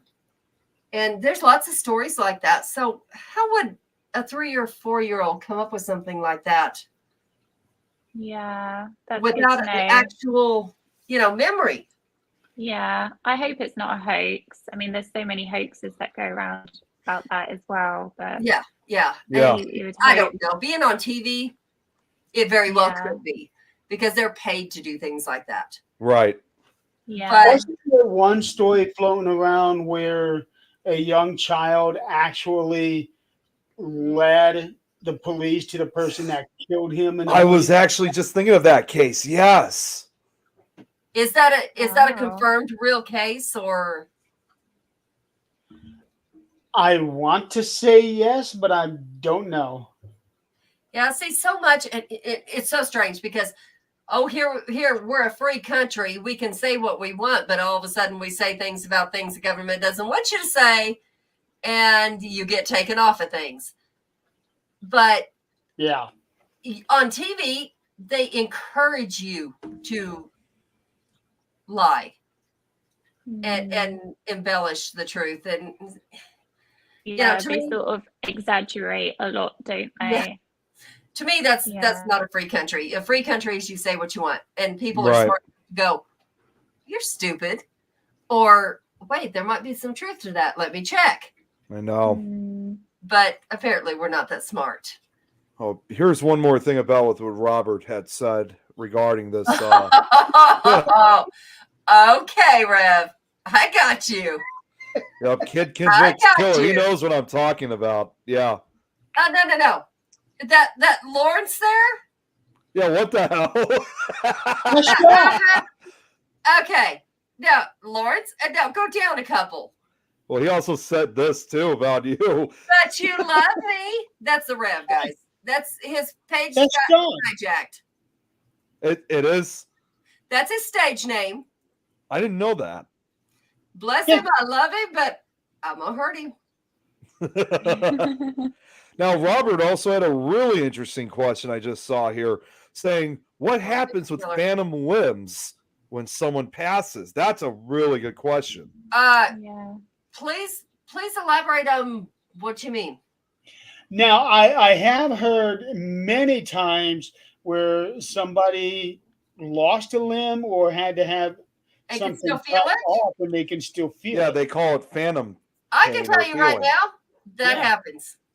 I can tell you it There happens. was there was an episode I remember. I brought this show up before. It's not a paranormal show, but it's one that I've said on a couple of occasions because it's a show I can relate to. Is the show The Good Doctor, and it was one of the first I think it might have been one of the first episodes where they had to perform surgery on a young patient who was known to be really good, I guess, at the violin, I believe. And unfortunately, the infection was so bad that they had to amputate her arm. And when she woke up, she doesn't realize at first her arm is missing because she claims that she could still feel it. But the doctor, of course, tells her that she's only feeling phantom pain. And of course, understandably, for a scene like that, it's devastating to her. But it's the same kind of feeling that it's amazing to know how even after if you lose a limb, like an arm or a leg, like you just said, Adrian, I guess it is possible. I think what Robert here is talking about is that if somebody has lost a limb and then later on they pass away, Well, yeah, I mean that their matter, spirit yes. has that limb back. I think that's what he's going. Well, I was more referring to what Adrian was saying, but no, I definitely could see that though. I think, isn't the body just seen as a vessel though, right? Yeah. So when you become energy, you can present yourself however you wish. You know, there's nothing containing you, is there? Does the ghost live turn into thing from the Addams Family? Robert, let us know. Let us know, okay? Well, do you know what? I gotta. We will. Guess what? There is actually a story I could think of that involves a ghost limb like that. There's a cemetery in Ohio in Hendricksburg, and the story goes. I mean, there's several ghost stories involving the cemetery, but one of them is was involving a truck driver, and I guess he must have gotten into some kind of accident. Fortunately, the truck driver survived, but he lost his arm in the process. And apparently, now people say to this day, you can actually hear like scratching on graves, and people have seen like this floating severed arm in the cemetery. Is anybody else old enough to know the Golden Arm story? Yes. Good. Well, look at like again the scary stories to tell in the dark books, like the first story, the Big Toe, and some of the other ones. That's based off the Golden Arm. That's what we used to tell. Yeah. Who's this Facebook While we're user? thinking about it while he's here. That is Ed Odell. Robert, What? Hey, Ed. is anybody there with you? Is there anybody with you that can update? Like update your Facebook, message any of us, something like that? Robert was also joking that he will keep the foot and make it into a lamp, aka Christmas story. Oh my gosh. I don't want to see that. What? Yeah. hell? Now, who's this Facebook I don't want to user? see that. This is a new Facebook user since they're saying Oh, evening. that's- Well, that's- hi, who are you? It's still Ed? Ed, Howie, yeah. Okay. Yep, still him. Now get this. Now a lot of people have phantom brain cells. They think they are smart, but really are not. And look who's That's a talking. good one. Exactly. Prime example. I am so not gonna comment on that. I That's can a get good myself one. into so He much. screwed himself. Well, I just thought of another urban legend that involves like phantom limbs or something like this. And Kate, this one's also from the UK. It's in Dartmoor. Something called, it's gonna sound strange, but they're called the hairy hands of Dartmoor. And Oh. that's an urban Dartmoor is, from what I heard, a huge area of different local legends, different ghost stories associated with them. And the hairy hands Yeah. apparently are one of them. They, according to the story, they're a pair literally of disembodied hands that will appear in front of a driver while they're driving down the road in Dartmoor and literally run them off the road. Sometimes the hands are described as invisible, but for people who actually had encountered the hairy hands and gotten into accidents, most of the time when they were ran off the road, because Dartmoor is more of a rural area, they usually will just run into an open area until they stop. But unfortunately, Right. some of those other ones have involved in serious accidents. At least two deaths have been the result of the supposedly hairy hands gosh. story. I'll have to see I'll if I have to can look come up into with that. a story to go along with that. Okay, Scott. Yeah. Scott. Robert. I've got Scott on my mind now because he's having surgery next. Robert. Okay, that's fine. As soon as you wake up, message me, please, so I can let everybody know. Definitely. I hate that nobody's there that can do that and let me know you're okay. So Yeah, those are good. the two primary stories Yeah. I could think of. And also to kind of add to this too, in case you ever make a story out of this, Jeremy, not all encounters always deal with moving vehicles. There was one account that apparently in 1924, there was a couple that was camping out in Dartmoor, and they were in an RV, and in the middle of the night, they heard the wife apparently heard something scratching out their window. She woke up and she saw this disembodied hand literally crawling like a spider, apparently trying to get in. The hand only went away when she took 2 sticks and made the signs of the cross, and it was gone. So that means the thing just escaped from the Addams family. yeah. Or it's somebody in an invisibility cloak. It could be, but they've never really described the history or origin of who these hands belong to. Of course, most usually attribute to those of an unnamed driver that probably died on the road. But that's I have to say, like, there are so many legends and ghost stories in the UK. Like, it's so haunted. And I lived in a very small village just outside of Norwich, and honestly, it was so haunted. I just grew up like among all of these stories. The house next door to me was haunted. Probably our house was haunted because somebody did die in our house. I know that for a fact. It was a shop. So my parents ran the shop, and then above it was the flat and everything. And there was a ghost bicycle that would go up and down the street. I never heard it, but apparently there was. The woods just down the road. Yeah, it was very interesting. The woods just down the road, there was a plane crash there.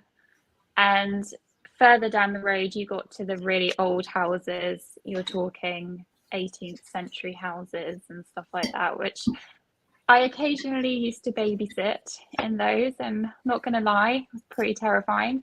Those houses were, you can just feel it, right? When you go into a house and you just feel like, I can't explain it. You just feel like, okay, I feel safe in this room, but I don't feel safe going down this corridor. Like, I just feel like someone's following me or watching me or going to run at me or something. So, yeah. See, so if you feel that, you are sensitive.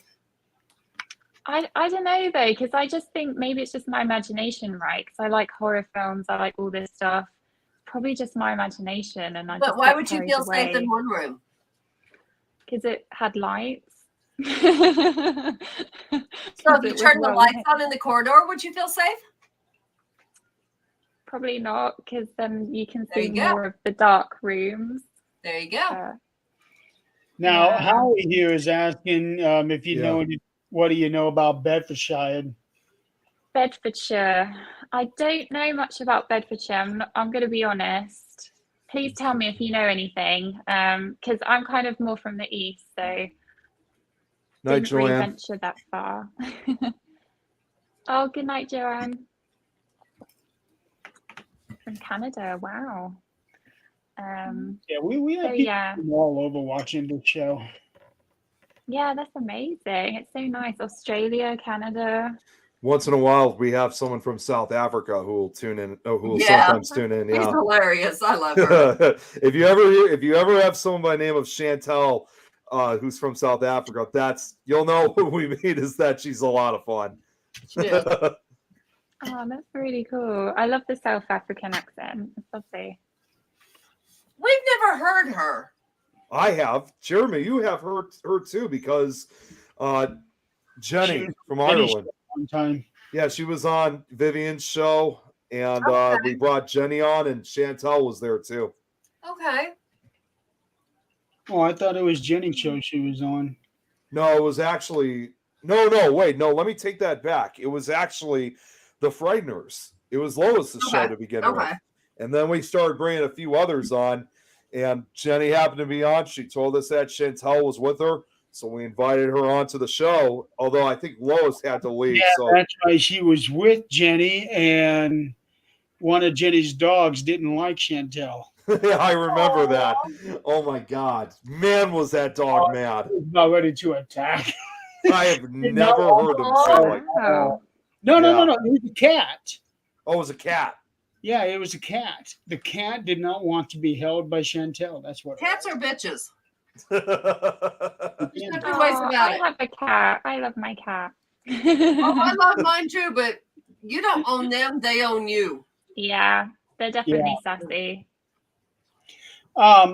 I'm curious about the story about the ghost bicycle that you mentioned a couple minutes ago. Yeah. Is there a story behind that? Yeah, there is actually. I think it was supposed to be an old Victorian bicycle, if I'm not wrong. I have to ask my parents exactly, Jeremy, and I'll get back to you. But it was called the Bone Shaker bike because you could hear it just rattling down the road, and you could hear like the chain rattling, and it happened a few times. See it then. No, but I was babysitting for a family, and the dad had seen it, and I obviously just inquired about it, like, okay, how do you know it was that? What happened? And he said he was walking home, and there were no village at all. It was pitch black. You always had to have a flashlight. And he was walking back, and he just said this enormous gust of wind just came down the road and like full on went in his face and through his body. He said it felt like somebody had walked over his grave, that feeling. And then he heard the bike, and he saw like very, very quickly the bike and a person, a black shape, just whizzed past him, rattling.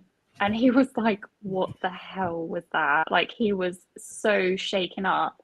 And then he found out about the legend later about the bicycle from one of the neighbors. And yeah, apparently it's been going on 100 years or so. And he's one of the lucky ones that experienced it. I think four or five people had experienced it in the village in total.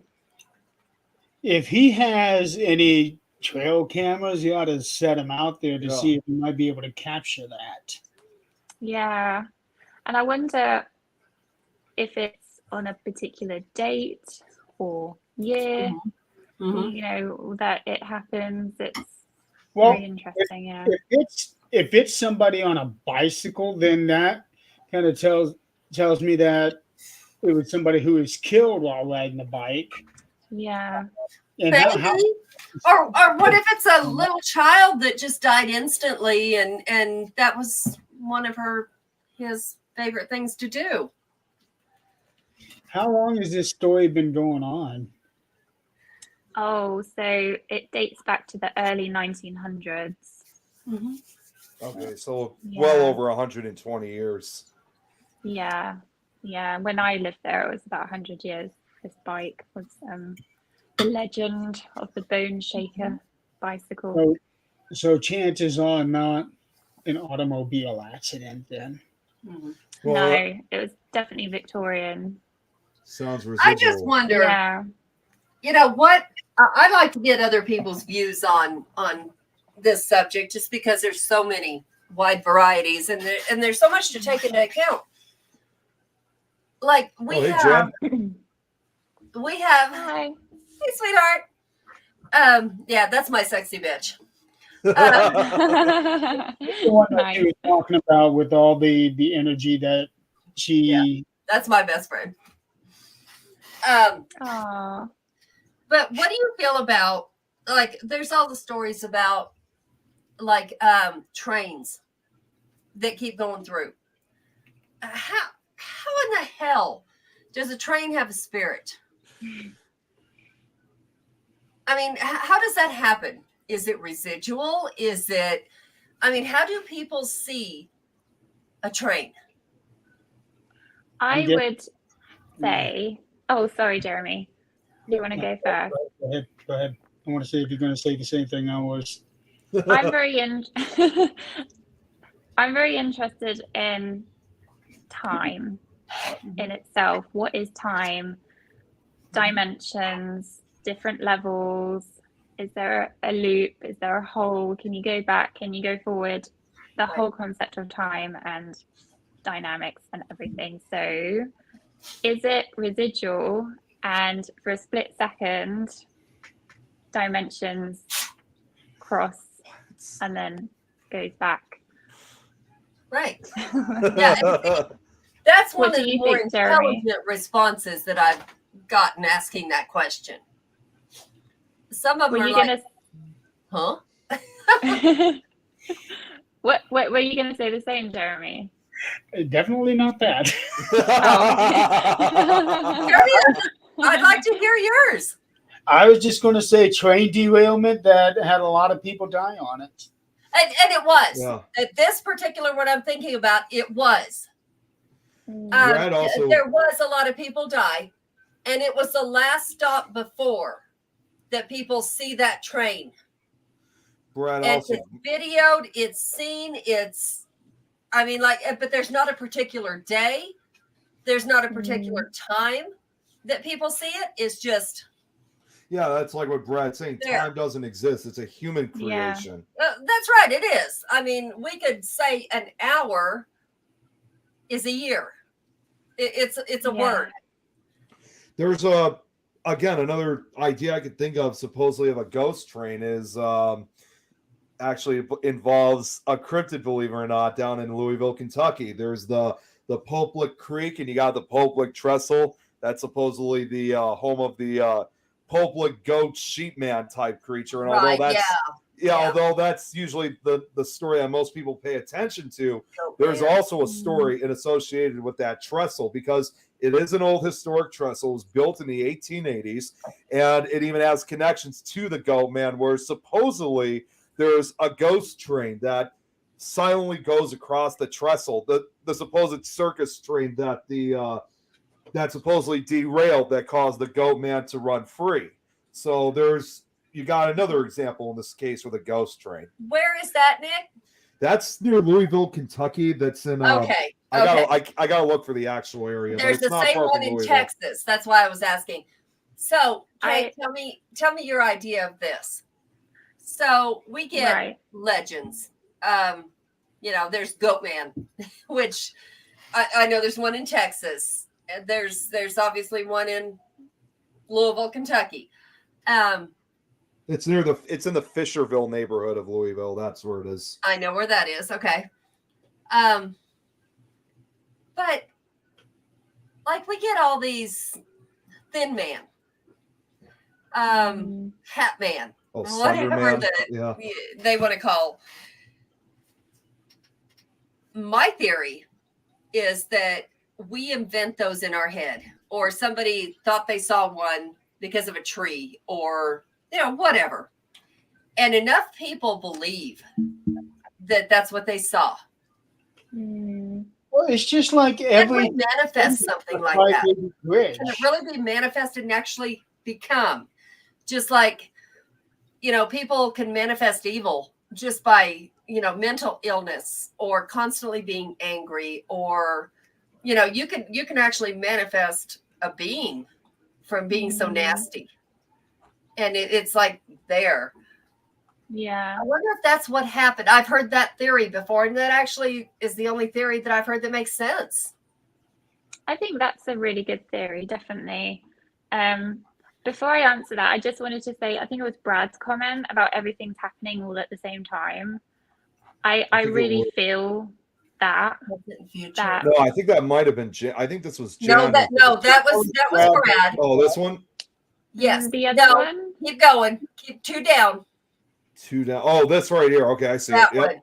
Yes. I really think so. There isn't an afterlife.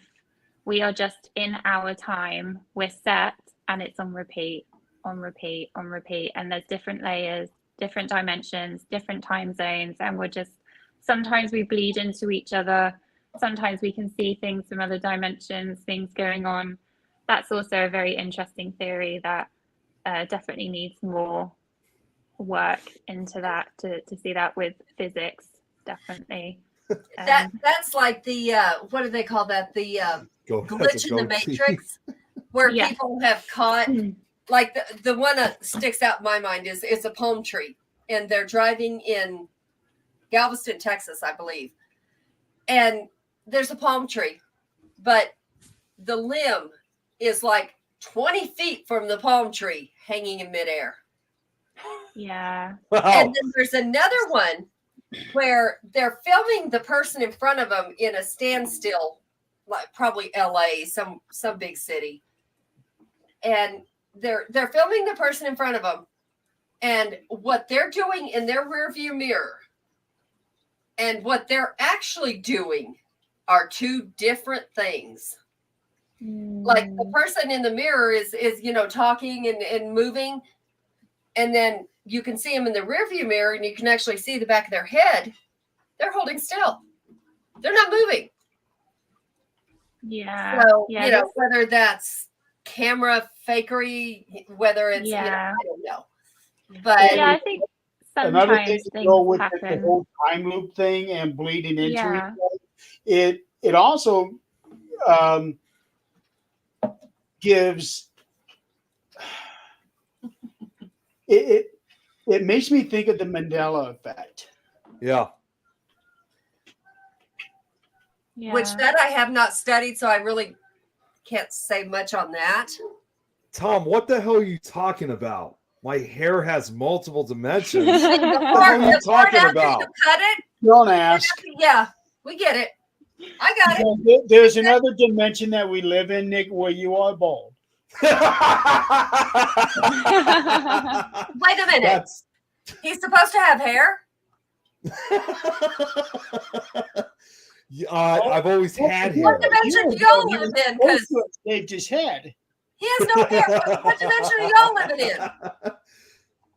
That's funny. Don't look at me. I'm not in that dimension. We're living in a 13th dimension. How's that?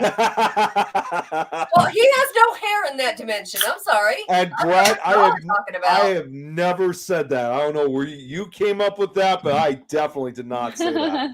I'm game. I'm game. I'll hold him down. But yeah. Quick. Well, go ahead. Yeah, go ahead, Kate. Just to kind of just finish off about Goatmen and kind of myths and legends and things. Yeah, I think a lot of it could be imagined or manifested through oneself, and you just see it, right? I often wonder, what if it's actually somebody messing with us? What if it's alien, extraterrestrial? What if it's Matrix based and it's like the creators are like, I'm just going to put that there, see what this person does. Well, I'm going to tell you a Like, story. I've often wondered that. Your Just to dad, mess you said your around. dad is an aleontologist. I think you might resonate with this a little bit and understand it because I don't. Sure. Oh, But my friend died in a motorcycle accident. Died, but he didn't die. He was gone for over 20 minutes. And anybody knows 20 minutes of your brain dead, you're dead. You're Yeah. done. But he remembers. And he wasn't drinking when it happened, nothing. And he had a motorcycle accident and he doesn't remember the crash. But he said he went into this, what looked like a spaceship. He didn't see the outside of it, but he saw the inside. Right. And it was beings that were over 10 foot tall. That he was made to sit on a bench. And these beings were over 10 foot tall. And they were talking to him, but there was no actual words coming out of their mouths. It was all telepathic, and he understood everything they said. Oh, wow. And he said that he felt no pain, no wanting his family, no memory of his family, no cold, no heat, no nothing. He was just there. And he was being told, you just have to sit here for a minute. And he said it was really strange because I didn't see my family like coming to me. I didn't see anything but these beings, and they were like black beings. Wow. And he knew they were alien beings. That's all he knew. Yeah. But he could communicate just telepathically. And all of a sudden, one of them looked at him, and whatever they told him, like, you have to go back now, something to that effect. And he was back in his body and felt the pain. But he said while he was in that state, there was no pain. There was no, I miss my family. There was no, I want to go back to my kids. None of that existed. That a lot of that has come out with people who said they've been abducted.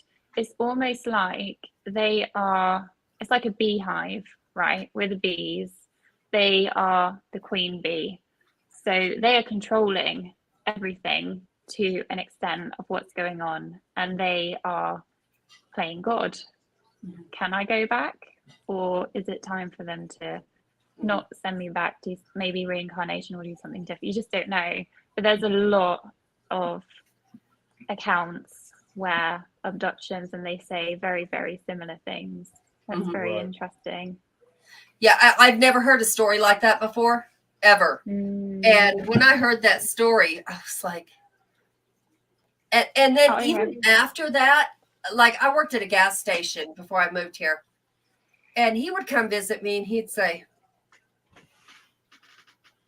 do you really want to mess with these ghosts that you're messing with? I'm like, what? He said, this is not something you want to fuck with. And I said, what are you talking about? And he says, look around. What do you see? And I said, the gas pumps? You? He said, but are we really here? Are those gas pumps really here? And he would just say some off the wall stuff. And he was not on drugs. So I'm like, what's wrong with you right now? And he's like, is that after his accident? So he kind of had insight. Yes. Right. And he said, I'm going to tell you something. You need to stop now. And I said, why do I need to stop? He's because you can't unsee once you see. Do you understand that? And I said, yeah. He goes, stop it. You can't handle seeing. No. I'm like, of course I didn't stop, but that has always stuck with me, him saying that. Yeah, of course. I mean, that's terrifying. Yeah. But sorry, Nick, you were going to say. No, I was just going to say Robert had just said his sister just called. Okay, how close is she, Robert? While we're waiting for that, I'm just trying to get through the rest. Oh, geez, Jan, the Mothman has legends all over. Don't even get me started. Yeah, he does. That's very true. Slenderman started off as a fictional online story, and so many people believe in that. There are reports of people seeing him. Oh, no, Robert's still on, but See, he said that's something. that's the power of suggestion right there. Yeah. Some ghosts don't get the Mothman comes in different times, also around the That world. is true. Yeah. Like which, Kate, if you didn't know, we actually had a spam of sightings of the Mothman here in Chicago. So, although Okay. over here was called the Chicago Phantom. Yeah. Right. Yeah. Oh. Now, Jan also makes another comment for you, Kate, saying, have your dad look into the Fremont tribe in Utah. They got aliens and petroglyphs from thousands of years ago, 26 miles away from Skinwalker Ranch and Blind Frog Ranch. Never heard of Blind Frog Ranch before. It's cool stuff. No one has been able to explain with the petroglyphs. About that. Oh, wait, no. You're right. Nope, sorry. You're right. Yeah. The Fremont tribe in Utah. They got aliens and petroglyphs. Okay. I definitely love to. I'll Google that later and see if I recognize any pictures. The name doesn't ring a bell, but yes, I would definitely talk to Dad about that. He'll definitely know. Definitely. I have actually never heard the term alientologist before. I've heard of ufologists. I've never heard of alientologists before. Yeah, I've never heard that before. So. Yeah, I don't know if it's official, but it's the name that gets thrown around quite often for just knowing a lot about aliens. I don't know if it's actually in the dictionary, to be fair. It's still a good. I Good wonder term. if that's more of a UK thing than it is in the US. Oh yeah, it could be. Alientologist. Yeah. I've never heard of that before. Because over here, it's always referred to as ufologist. Well, but that's like the UK. Oh. From what I understand, correct me if I'm wrong. They actually have schools for telepathy, for mediumship, for things like that. They take that seriously, and they actually weed the people out that are wanting to be fake. Or yeah, it's very. I mean, that kind of stuff is very, very alternative. I'm sure you can find it and pay probably a good price for it. But yeah, we do like to defraud. Yeah, totally. It's not taken lightly. Something like that over here. Oh, no, it's really not. And that's what intrigues me, because from what I understand, in the UK, you can actually go to school for it. And yeah, if you're not able, they'll get you out of there, just like if you were failing a class here. But there's not many countries that will do that. Here, it's like, you want to pay? Sure, I'll give you the certificate. You're certified. You're a medium. You're a whatever you want to be. See, I could see when it comes to schools for this and that over there in the UK, I keep thinking of Hogwarts. Yeah, I think it's the uniforms, right? Yeah. We all have what uniforms. The hell? She said if I had a ride to return to my body. I'm not sure what. Oh, NDE. No. What? What's NDE? That's not good. No, what? I heard of like near-death experience.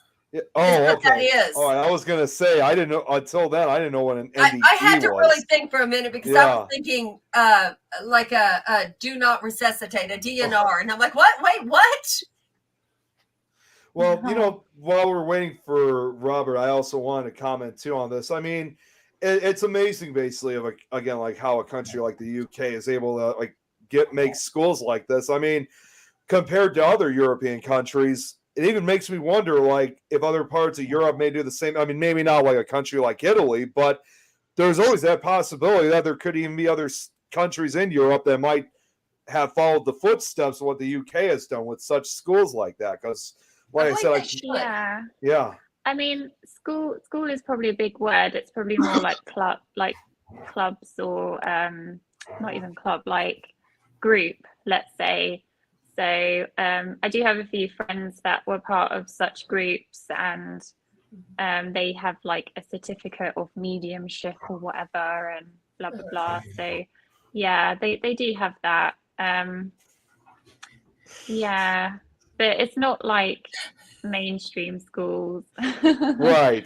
I totally get it. Sorry, I'm Okay, just gonna okay. be- So it made it sound like it was when I was hearing about it. Yeah, no, that's very Harry Potter. Yeah, that's I- really exaggerating It the. makes me question, like if any of these classes are ran because, and correct me if you've heard of this group before, Kate, because it's another paranormal group in the UK. I think I mentioned to you guys before, Jeremy and Adrian. There's something that's called the Ghost Club, which I think runs. I think they might run a few of those type of classes. But what's really Right. fascinating is they are a paranormal group, but Mhm. they are not only the oldest running paranormal group in the UK, they're the oldest running paranormal group in the entire world. They have been in Oh, operation. wow. They have been in operation. That's going to sound hard to believe since 1862, although the origins of it go back to 1855 at the very least, and they're Yeah. still Wow. running to this very day. So I wouldn't be surprised if they might have some kind of involvement with some of those classes. Witch Yeah. hunts didn't happen there like they did here. Yeah. They thought anybody who was that way was a witch and they should die. Well, and I've done research on it, and when they first started in the 1860s, the Ghost Club basically was just kind of more of like, a certain like college, almost like professor style group. Men and women were allowed to be both in this group. Not very much of a huge element to them at that time. So I think it's safe to say that paranormal investigators and groups of the last 50 to 100 years going down to us, I think it's pretty much safe to say that we're kind of like direct descendants of these original investigators, because even though there were others that predated them too, like in the spiritualist movement, this was the first real group that really started. Right. I would say it would, with the investigations and the whole paranormal side, it was really Queen Victoria with her seances for her Right. husband Yeah. that it became okay to do that, because before that it was very risky, like with you guys, with going against religion, and it never ended well. So yeah, I guess we have Queen Victoria to thank for that, for delving into the supernatural and trying to communicate with her husband, bless her.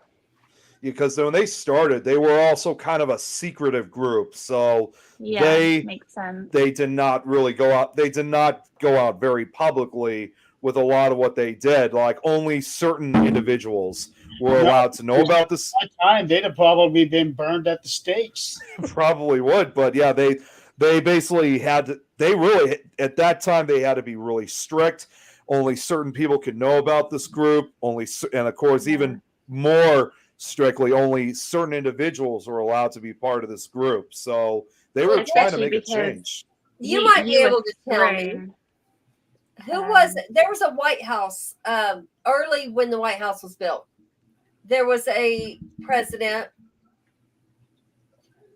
His wife ended up doing seances, hiring people to do seances in the back of the White House there, because her child died. And she swore that she... Mary Todd Lincoln. Thank you. Mary Todd Lincoln, okay. She wanted to connect with her child so bad that she hired just anybody who would come and do a seance to connect with her child. And she reportedly did. It was around the same time when the Ghost Club formed, the 1860s. No, wait, no, that was a little bit earlier. I think that was the 1850s. Okay. You had to be the Lincolns so were in there in the careful. 1860s. What's that? The Lincolns were in there in the 1860s. Yeah, they were. Abraham got elected in 1860. Kate, what were you trying to say? No, I was just saying you had to be so careful as well, because it wasn't only it ending badly. Like one of the things that would happen is people would just think you're insane if you say you're hearing voices and you're contacting the dead. And mental asylums, as you know, were absolutely horrendous. So you'd never come out again. You make a good point. It's funny because I was going to bring up something similar to that, which is like, it's like, even if you weren't faced with the threat of execution, it was still frowned upon by everybody else. Yeah. So totally. I could definitely see where you're coming from what you just said. Okay, we're possessed for a minute. We're going to pretend I'm possessed for a minute. Thank you, Brad. That was Mary Lincoln that did that. What? Yeah. Okay. Possession over. Real quick, I actually did want to go back to a comment since we're talking about the history and stuff. It was actually Lauren had messaged me. She this was by her request. It was oh yeah, here it is. This was when she was saying about when she lived in Bermuda. She wanted us to explain a little bit more about this because I didn't think I was able to keep it up for very long. Back to the U.S. Lauren, I'm just going to give you my opinion. That's all it is. It's an opinion. Somebody was trying to connect with you that lived around you. And when you left, they gave up.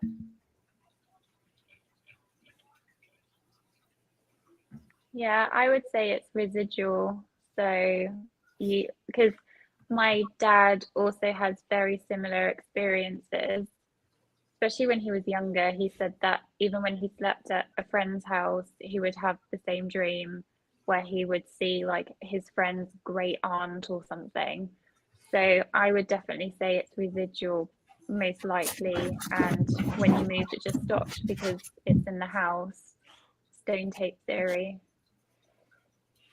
Apparently she messaged me this too, that apparently saying she was showing how she was murdered as well.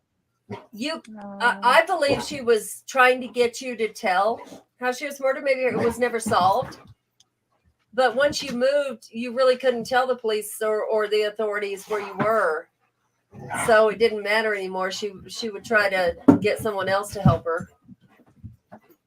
Now, Robert makes a good point. I believe the ghosts in the Rockhampton Hospital were giving me bad dreams up there. Yeah, well, you need to leave them there. Protection. Oh, yes. That's exactly what Lauren was thinking. Protection, Robert, protection. Has everybody else had recurring dreams as a child? Not recurring dreams, but I've had some dreams. Jeez, there's a lot of racket over there. My dogs were chasing each other like a bunch of fucking heathens. Ghost. Go.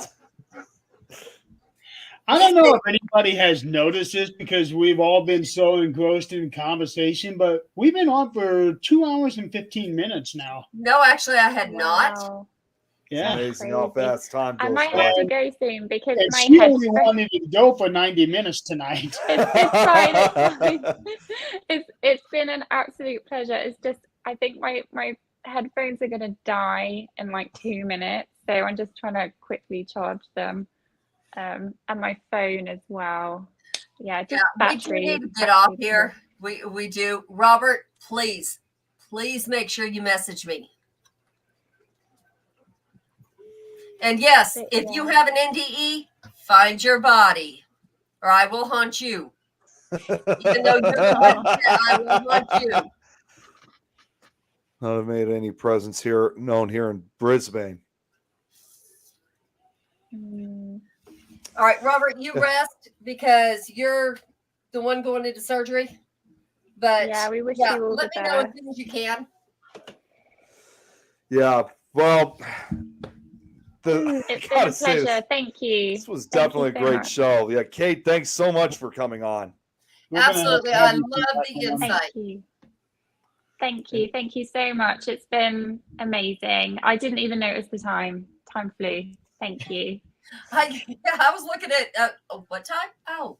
We're definitely going to have you back another time so that you can be able to experience the Eileen saying Illinois. Come on. It would be an absolute pleasure. I'd love to come back on whenever you guys want. Really appreciate it. Thank you so much. And Kate, at some point too, because I remember you messaged me, we got to meet up one of these days for doing an investigation or something. Since you're only an hour away from me, so it'd be awesome to meet up at some point. Kate, Lauren says you're absolutely beautiful. Wait. Oh, thank you. So were you, Lauren, in your picture. Lauren is amazing. She is definitely part of the family. She is Nick's adopted mama. Yes, she is. Oh, yes, okay. She always calls me her adopted son. It's true. Yeah, that's so nice. She is also a very talented artist. Oh She my really God.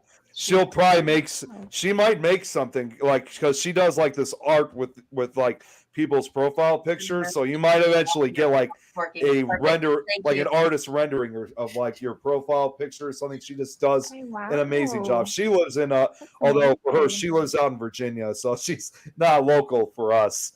Right. But she's still amazing regardless. Yeah. All right. So, Jan, I've got your baby down here at my feet holding me down. So, yeah.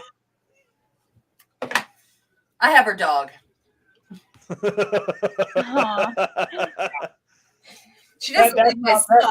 That's how close they are. They change dogs, they change children. We do. Our children can call either one of us and get the same damn answer. Yeah.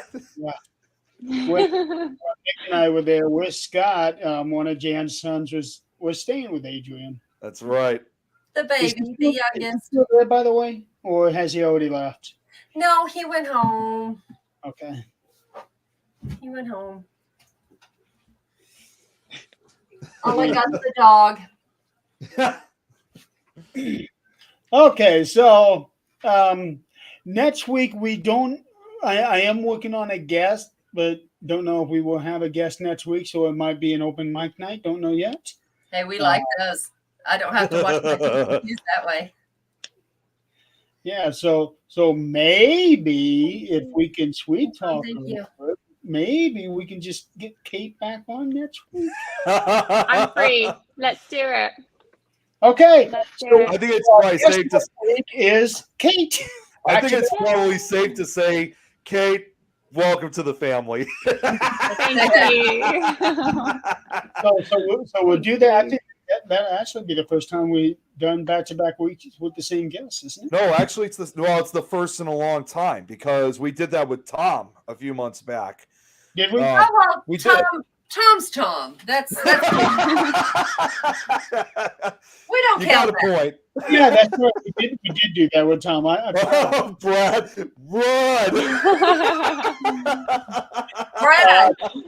Brad, come kiss back my just ass. 30 seconds. Brad, hey, by the time you get to saying run, it's already too late. Yep. Yeah. Yeah, Brad, I'm working on my. What's that? It's just a Wiccan calendar. Oh, okay. But it's going to be the spell I put on him where he's going to sleep until spring. One last question for you, Kate. You are a big Stephen King fan, right? I am, even though his books are slightly disturbing. I do really admire his writing. Yeah. I wonder what happened to him in life. I really do. Yeah. The reason I'm asking is because sometime next month I'm planning on doing a Stephen King special on the 13th dimension, and I want to try to get a few people on, and we just simply talk about his life's work. I'll send you. Yeah, if you're going to do that, I'll send you the pictures of his suite there in the hotel. Yes, do that. Yeah. Yeah. It was I'd definitely occupied be when we went in, interested. but I got pictures. Yeah, And because that was one of the rooms I wanted to stay in when I stayed there years ago, but I couldn't. Yeah, it's always occupied. The story they tell is about the person who said, "Don't ever speak about this place ever again to me," and has walked out of interviews since.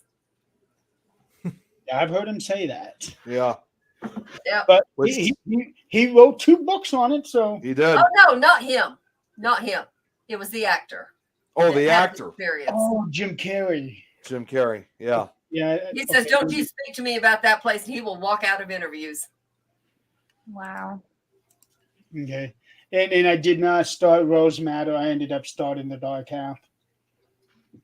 Oh, And yeah, I Rose think Madder actually, is a good one. sorry, Kate, go on. What were you saying? No, I was just saying Rose Madder is a very good one. It's incredibly disturbing and difficult to read, but very talented and very, very well done. Yes, as always, Stephen King. I have to be isn't it? careful what I read anymore. I dream about it, no matter what it is. But then you probably don't want to be dreaming about what I'm writing right now. No, that's why I said I'm not reading that book on Yeah. no about pets. No. Oh, well, actually, there is a pet involved in this one, and you definitely don't want to read that one. Oh, jeez. Because it's a demon book, so. And Demons you I don't can want- deal with. I can deal with demons. When it comes to animals, it's like I can't. I can deal with demons. I can deal with adults. I cannot deal with children and animals. That just I'll have Well, nightmares forever. You're not going to like this because animals and children are involved in this story. Yeah, no, we're good. We're good. No. That's Okay, cemetery. so until next week, we are going to have Kate back next week, part 2. And Thank you. Until then, we will see you guys next time. Thank you for playing along. Definitely a very engaging audience. Oh, this was great. Good night, y'all. Great. Take And, it easy. Thank you. and Robert, good luck. Good luck, Robert, and Scott too. And Scott, we love you. We know we'll get your update. Robert, I know I'm going to get your update or I'm going to haunt you. Bye, everyone. Thank you. Bye. Good night, everyone.